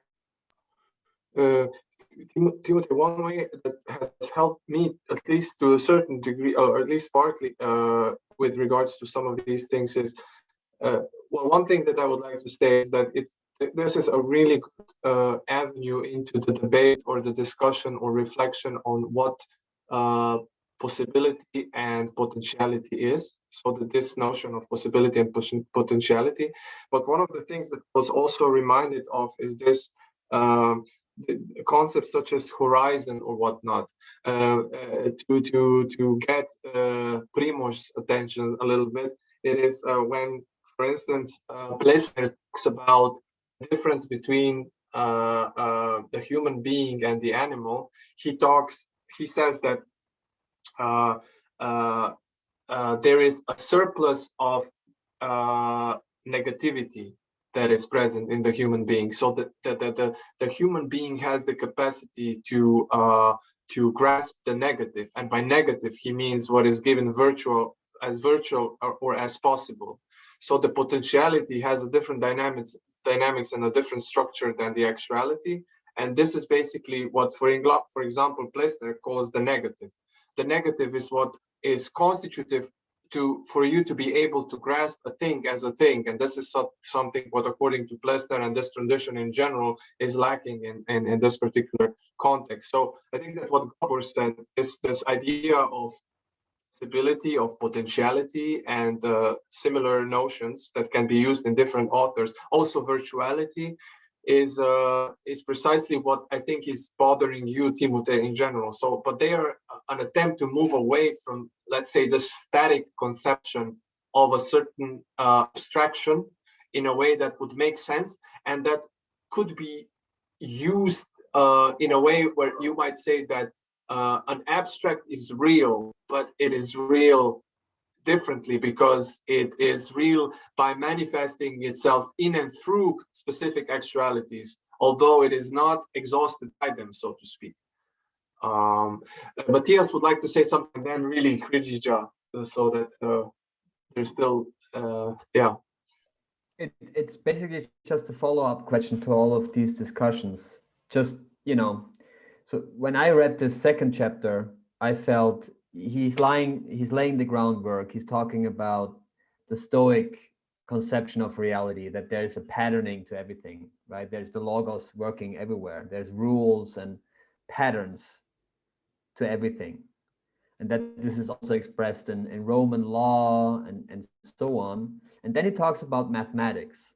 And he makes this claim that's how I understood it, that we can understand these particular occurrences through these very high abstractions. So he basically said, that's my reading of it. And I'm sort of also asking, am I completely like going somewhere else here? And you have these occurrences and you can explain them actually in this very abstract way. He also made, you also use this one passage where he says, you unlock one part, one abstraction, one function of the thing happening, occurring, like whatever it is, the here and now, you know, you like unlock it, get one handle on it, and then it sort of fractals out, like infinite ways then how you could understand it through math. So for me, he says, mathematics is actually the way how to understand this pattern. But at the same time, he says, that's a belief. That is something that we inherited from the ancients, or no? No, Like but yes, you got it almost right. So the mathematics is capable of everything that you described. The problem is once it gets completely divested from the lived experience, you kind of have it as an almost self-subsisting and existing realm that is separate from the experience. Whereas the experience as such is structured in a way, so the aesthetic segment of our being is already structured in such a way that it calls forth for these types of reflections. So in a certain sense, a mathematical thought is a pinnacle of what is giving as a fervent in each segment of your experience. So this is the problem. The problem is once you forget about this, so you forget about the mathematics being basically somehow grounded in the very structure of the experience, so to speak, in the broadest sense possible, and you divest it from reality, and then maybe even take it as something static that becomes the reality as such, which is behind experience and is in opposition to it. So for Whitehead, this is basically that would be the Hinterwelt for Nietzsche, right? Like the world beyond what is. Yeah. You know. Okay. So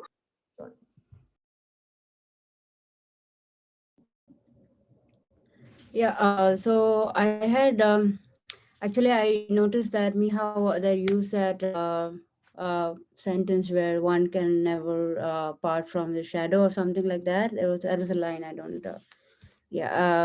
And that triggered this thought in me that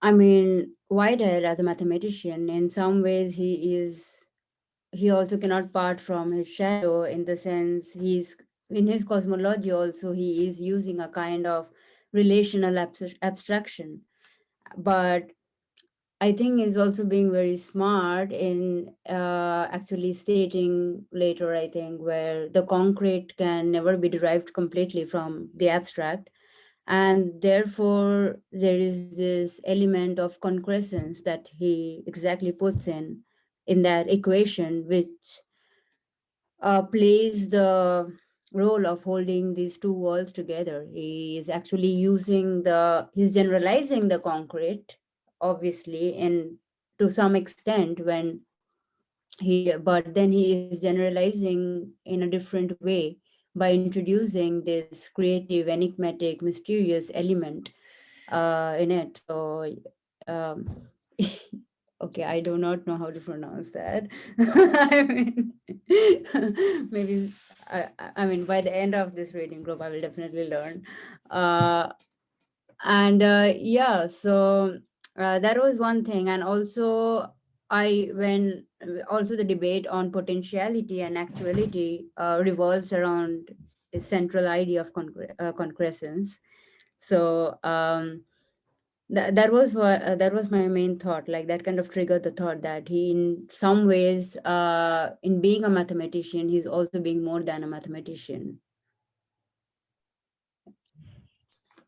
that's a good point. Gábor, you wanted to?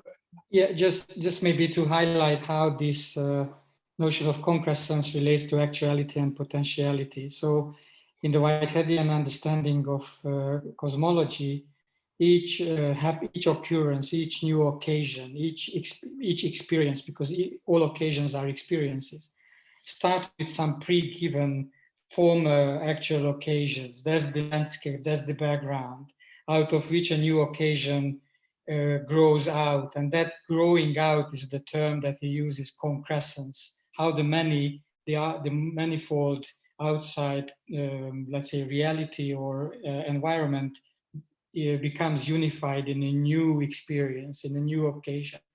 But that process starts with lots of potentialities out there. And during the process of concrescence, these potentialities or possibilities are selected. Some are selected and actualized, and some are discredited or disclosed. And this process makes the potential real or actual. So the concrescence is just a plane of manifold or multiple potentialities becoming actualized in a new unity of experience. And that's how the actual or the eternal object, the so-called potential forms, are exemplified and actualized, and in that sense realized in that particular form of existence. Yeah, that's. I think that one thing that I would just like to add here is it's really, I think, important to be careful. In general, this is not related to what Gábor, you were saying, but just afterthought or a general thought, to be really careful with regards to how we conceptualize possibility or potentiality, because we have a tendency to reify it, where you actually see potentiality as a multiple actuality, which I think is wrong, because by doing so, you've actually basically destroyed the possible in the name of the actual. Possible has to, what Merleau-Ponty would say, remain the element of indeterminacy, and indeterminacy is precisely codetermination or codependence, which by nature cannot be fully determinate. It is determinate when it actualizes itself. So I'm just saying this in general, not as any comment. Hridija, you wanted to directly comment something, and then Matthias wanted to comment, and then Izak, it's your turn. Yeah, no, this just reminded me because I think he uses this subjectivity and super subjectivity, and I think the way he's creating that notion of novelty of the moment is again an emphasis on the concrete experience itself. I mean, I mean, it's not completely about. I don't know. For me, it's not like there is a particular way to it. There's a participation that goes on, and it's not completely about multiple potentialities that would be actualized. Like, I think he clarifies the way that happens in through concrete experiences itself, you know. So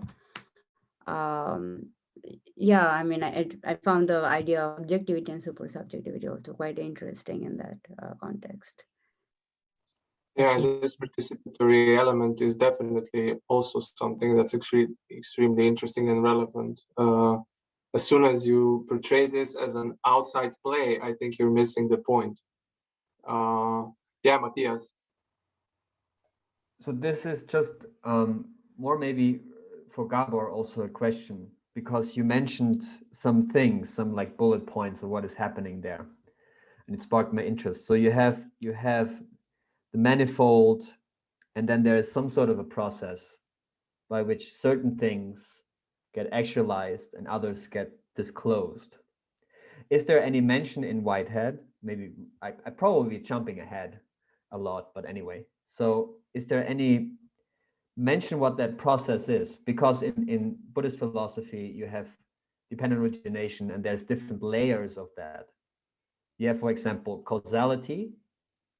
You have causal factors coming together, and they, because of them, the effect dependently originates, and that effect again becomes a cause and for another effect to originate. So there's that layer. Then there's another layer that is mereological, where they say the whole is structured independence on the parts and their causal efficacy, right? They sort of crystallize the whole, but then they have an even deeper layer, let's say, where they say that crystallizing of the whole is also co-determined by our processes of cognition. So all these sort of work together, and then you have an occurrence. Then you have like, oh, I'm sitting in my room, you know. Is it similar in Whitehead? Because I think so. I'm just posting here a short description that relates to what Hridija was talking about, the notion of subjectivity and the notion of superject.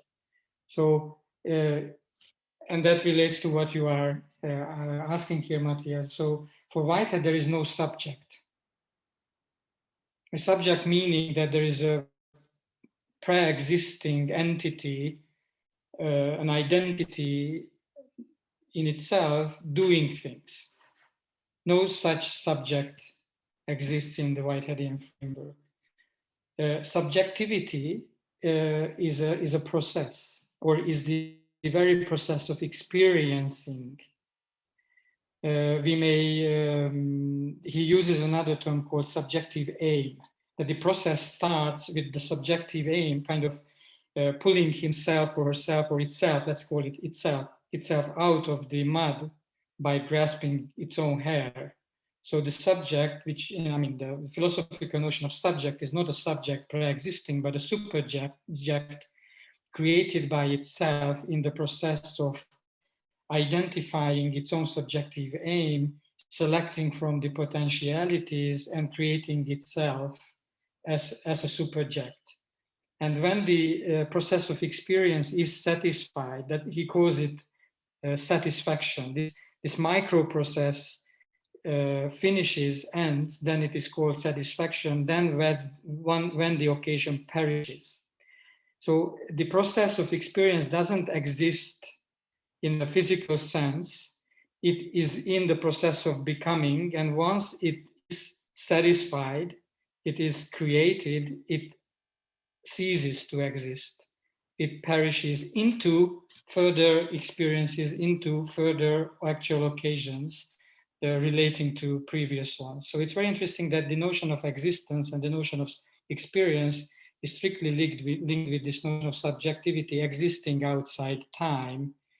Time exists only until these perishing moments become objects for future experiences.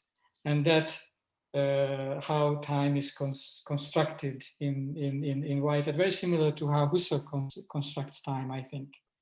Precisely what I wanted to say, that this is just incredible how, the certain phenomenological analysis are very close to this understanding of subjectivity. Absolutely. And even more pronouncedly so in Merleau-Ponty, when we were reading the phenomenology of perception, the last chapters on temporality, and also this understanding of the temporal reading of what it means to be subjectivity in the sense of transcendence. Where again, there's no subject as such, because you're always ahead of yourself, and you are subject is basically, in a certain sense, the this shadow that kind of creeps up again behind you. So once something is constituted, there is a certain temporary anchorage of you being, but you're always already ahead of that.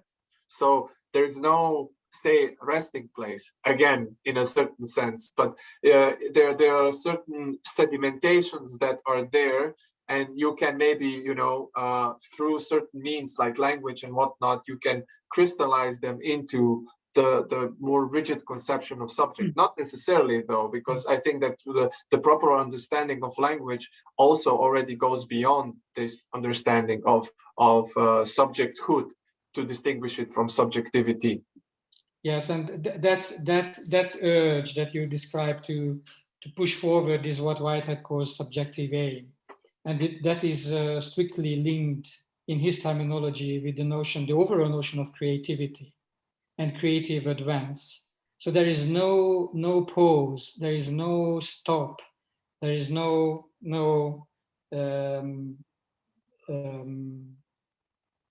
that's the word, stop in the process. Mm-hmm. The subjective aim emerges out of the pre-given context all the time because of this over-universal character of creativity permeating the whole field of existence, giving urge to newer and newer and newer and newer experiences and occasions to occur. I think, by itself. So it's not an outside drive that functions here. mm-hmm. The drive is internalized all the time. And that's very unique because that goes back to the very basic fabric of existence. It doesn't start with the human being. Mm-hmm.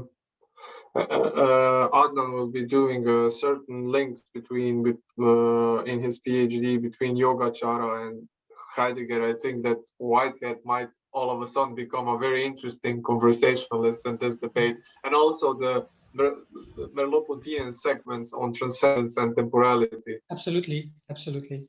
Adnan, before we give the word to Izak. Yeah, I mean, the only real difference, because I'm really not as familiar with Whitehead, is that, I mean, he really has sort of a strong realist bent to him compared to like Yogacara or even the phenomenologists, you know. And that's something I sort of feel that I'm sort of at an impasse here with Whitehead. You know, this, I felt the same way a number of years ago with Heidegger. You know, I sort of, I can make sense of it, but I know that's something that's missing. And I think precisely his understanding of that subject-object, of course, subject and object aren't understood substantially there, but you know, that sort of relation is the crucial step I think I'm still missing with Whitehead. So I think he could really become much more important, but still haven't got that special something. I think that with regards to the whole realism and idealism question, this is something, as you know, that I've been struggling with for a really long time. I think that at a certain point with certain authors, it just becomes unproductive. And I would even, you know, for example, I'm really grateful to the authors who do not try to classify themselves in any way. And even when Whitehead does it, he does it very tentatively. And I think that is to a certain degree also to his disadvantage to use this term, because his conception of realism is basically something that is completely divested from the classical understanding. The only thing that he's trying to say, I think, and this is something that seems to be a really big deal for people coming from the Anglo-American tradition, is, look, I'm not an idealist. Like, this is the only thing I want to say. Look, I'm not a new Berkeley. And they have this need to say two things, like this very strong visceral need. And this is so problematic because it unnecessarily brings so much baggage into the discussion. But they have to say it. They always say it. I'm a realist and I'm a naturalist. And these two words become completely divested of any meaning whatsoever.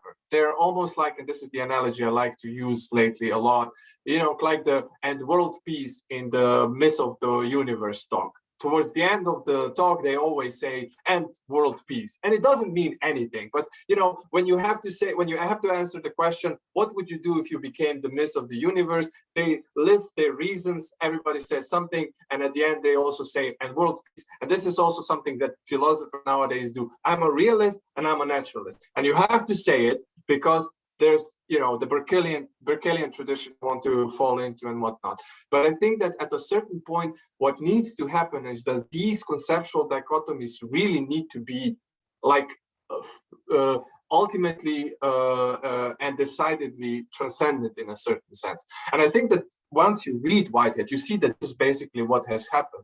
The whole picture that made sense of these denominations fell apart. And this also happens with other authors, also Merleau-Ponty and others. But still people, you know, it's also an easy way to get academic points. You write endless papers on the question, is Merleau-Ponty an idealist? Is Merleau-Ponty a realist? Is Merleau-Ponty a naturalist? I mean, it's one of those topics that fits really squarely and nicely into the structure of the academic paper. So you can go on and on about it. I don't think whether Maurice would be particularly fond of these debates and whether he would find any merit in them, but at a certain point, I think, you know, this is something that eventually basically needs to be somehow discarded and put aside. And one needs to start asking other questions, because clearly what happened is that a new realm has opened up. And these old categories just don't fit nicely. Realism captures one segment, idealism or transcendentalism might capture another segment, but they are not really as productive when you're kind of, engaging in this type of talk, because the realm you're in is outside of these notions. Okay, Izak. Yes, I have to say I didn't like so much the chapter on mathematics, and that's what my question is going to be about, because I found him kind of just assuming that he is incapable of shaking off the logicist assumptions of his academic youth, like with Russell, especially when he talks about numbers, right? So this number is a set of all, so 3 is a set of all the sets that contain 3 elements, which is which basically is how he deals with numbers. And then, of course, he kind of never really delves into the question of how philosophy could influence the development of mathematics and the valid deductions that one is allowed to make from certain assumptions, even if these are a priori, to other to results, to constructions. Probably, I mean, at the time there was this big crisis in the foundation of mathematics, right? And I find him a bit lacking in this sense. But on the other hand, I sense that there's some weird inconsistency if you want to reduce him to the way Russell understood mathematics or Frege understood mathematics, because there seem to be some, potentiality, one could say. Like there's not this completely filled universe of mathematical objects, but I would say he's more of a kind of constructive structuralist in that sense, if we want to put a label on it. Because even there, like, you don't have numbers, you only have places and structures, which are related, which are themselves by the relationship to others. And what I was thinking actually is that perhaps he lacked a good kind of mathematical language to think the ontological status of mathematical objects. And I'm really interested for the past few months now in the univalent foundations, which is super complicated. But basically, it's the most serious attempt to provide a new foundation for mathematics since set theory became the go-to language for conducting mathematics. And basically, the way I understand it is that you don't really construct this big mathematical structure, which is hopefully kind of so consistent, even if we know it's not even it's not going to be consistent in the end. But basically, that you define, for those of you that know programming, like you define different types of mathematical objects or structures actually, and then you can do different things to them, and you can combine them, you can equate them, and when they prove inconsistent, you can just create new types of structures, right? It's not the case that your whole mathematical structure falls apart, as it would be in the case if mathematicians discovered an inconsistency in the approach to the foundation of mathematics nowadays, the set theory approach. But there's also this I had a bit of a problem with his notion of abstraction, because what I found also very interesting is this approach to mathematics where you don't try to really, that's why what I sense in his writing, that it's not so much about defining what the objects are, but kind of being able to use them or understand them so that they kind of become, I interpret this in a very embodied sense, so that they take on sense by being used in a certain way. For me, I couldn't really connect this to his discussion of abstractness, because I immediately thought about my favorite topic at the moment, the history of calculus, because he mentions Galileo and Newton, Leibniz, and he says, okay, they have mathematics and they apply them to nature. but it wasn't so. Like if you took ancient Greek mathematics, the mathematics Galileo did wouldn't be valid. You had to have a new conception of what infinitesimal means, of how it can be used in order to do all the things they did. And this conception wasn't really mathematical. Like it wasn't axiomatized until Cauchy. I never know how to pronounce his name, right? So like 150 years later. But it was practical. And it's quite a famous saying now. Everything I read about this problem is, they say it was good enough for natural philosophy, but not good enough for mathematics. It still needed to be developed. So basically, you're kind of inventing mathematics on the go, right? And this could tie in nicely with the previous understanding of kind of constructive structuralism, because it's this, you have this practical abstractness, not just a priori abstractness or whatever, but practical abstractions. But on the other hand, we of course know Newton, Einstein, they chose to interpret their findings in a very ontological way, one could say. But even with Newton, you can say he needed this unstable way of analyzing nature, namely calculus, to be able to think the way he thought about the universe. And of course, then he could present it in a Euclidean way. The same, I could say, happened with Einstein, just in a bit different way, because you have the same equations when Einstein interprets his theory and when Whitehead interprets his the theory of relativity.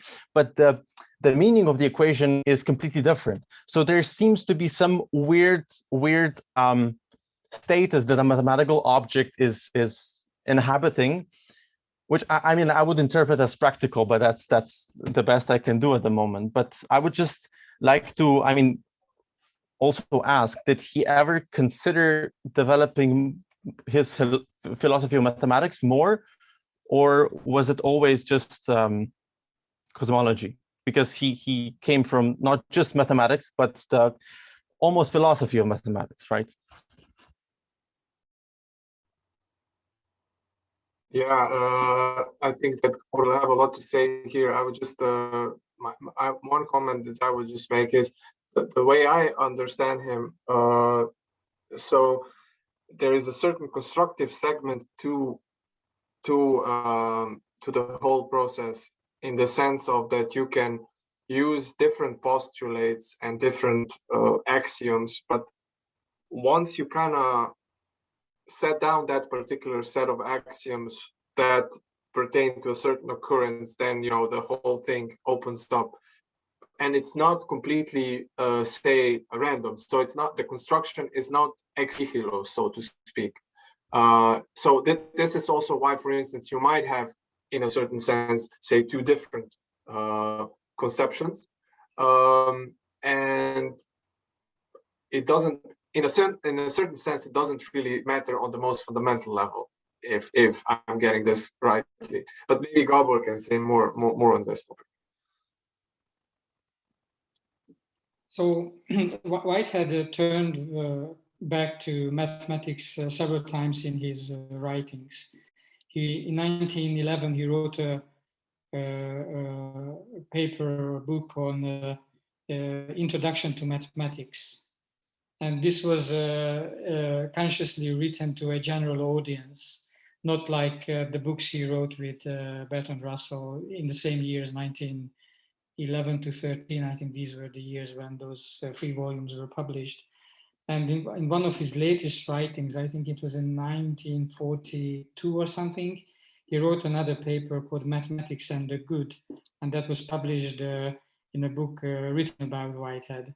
But he was still contributing to that volume on this topic. And the funny part of understanding Whitehead as a mathematician is that he was more than a mathematician, of course, even when he was a mathematician. Even before he turned to philosophy in his 60s. Actually, he was almost 60 years old when he published the Concept of Nature book in 1920. He was 59. His style, as you could see in this book, but also in Process and Reality especially, is very mathematical. He uses a lot of presuppositions and premises, and he he builds his theory on mathematical concepts in many cases, like the notion of relativity and relations, while at the same time he's very poetic. He's one of the most quotable authors, Sebastjan was referring to in the beginning of his talk. He cites and quotes verse and Milton many times. So it's really hard to expect him to function as a mathematician in a book on mathematics even, because he combines various styles, and he loves being an interdisciplinary thinker and writer. I would, however, agree with how you understood this chapter, Izak. Izak or Izak? Izak. Izak. I'm sorry, because it's quite vague in that sense, but I think it's conscious, it's purposeful. He didn't want to talk to mathematicians here. This was a lecture then published as a book. He was talking to a general audience on the concept of understanding science and the modern world, including mathematics playing a role in it. So he didn't want to elaborate a real mathematical theory here, whether that would be a constructivist type or any other type. He was just speaking freely on how he views the role of mathematics in the formation of modern science, and also how he looks back to the Pythagorean origin. And I think that gives the essence of what Whitehead thinks about mathematics. Look back the Pythagorean origins, where the forms and mathematical principles or ideas were also aesthetical in nature and were linked with music and linked with arts. And that would then give us a good explanation why he wrote one of his latest pieces on mathematics and the good, because it was not only related to aesthetics, but also related to ethics in a sense. And the whole cosmology he developed combines the ethical, the aesthetical, and the scientific, if I can use that word, or the mathematic, if I can use that word. And reading Principia Mathematica from that lens would also give a new interpretation to those 3 volumes, actually. Because we tend to forget that Whitehead was a co-author to Russell. And we look at Principia Mathematica from a Russellian perspective in many cases and many occasions. And I think at one point it would be interesting to see a Whiteheadian interpretation of the Principia Mathematica and mathematics in general. Marvelous. Thank you very much, Gábor. Now, given the fact that both me and Primož will have to get going now, and we are the current hosts or co-hosts, I would suggest that if you agree, it's already almost 8:30, that we call it quits for today. I'm really grateful for these interesting debates. I mean, we've started off really nicely. If we continue with this pace and in this manner, we are up for a really nice series. So thank you. Thanks to everyone who has attended, and thank you for very inspiring and interesting discussions.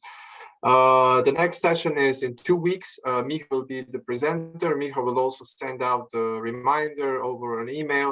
We're still looking for 2 potential presenters. Check out the Excel sheet for 2 chapters each. If anybody is willing to take this on, as you see, it's not a big deal. So the initial 15 to 20 minutes, like a brief summary of what we've been reading, and then the discussion forms the main part. Anyway, have a great evening, and I'll be seeing you in 2 weeks. Some of you maybe even earlier, but in general, in this context, in 2 weeks. Bye-bye.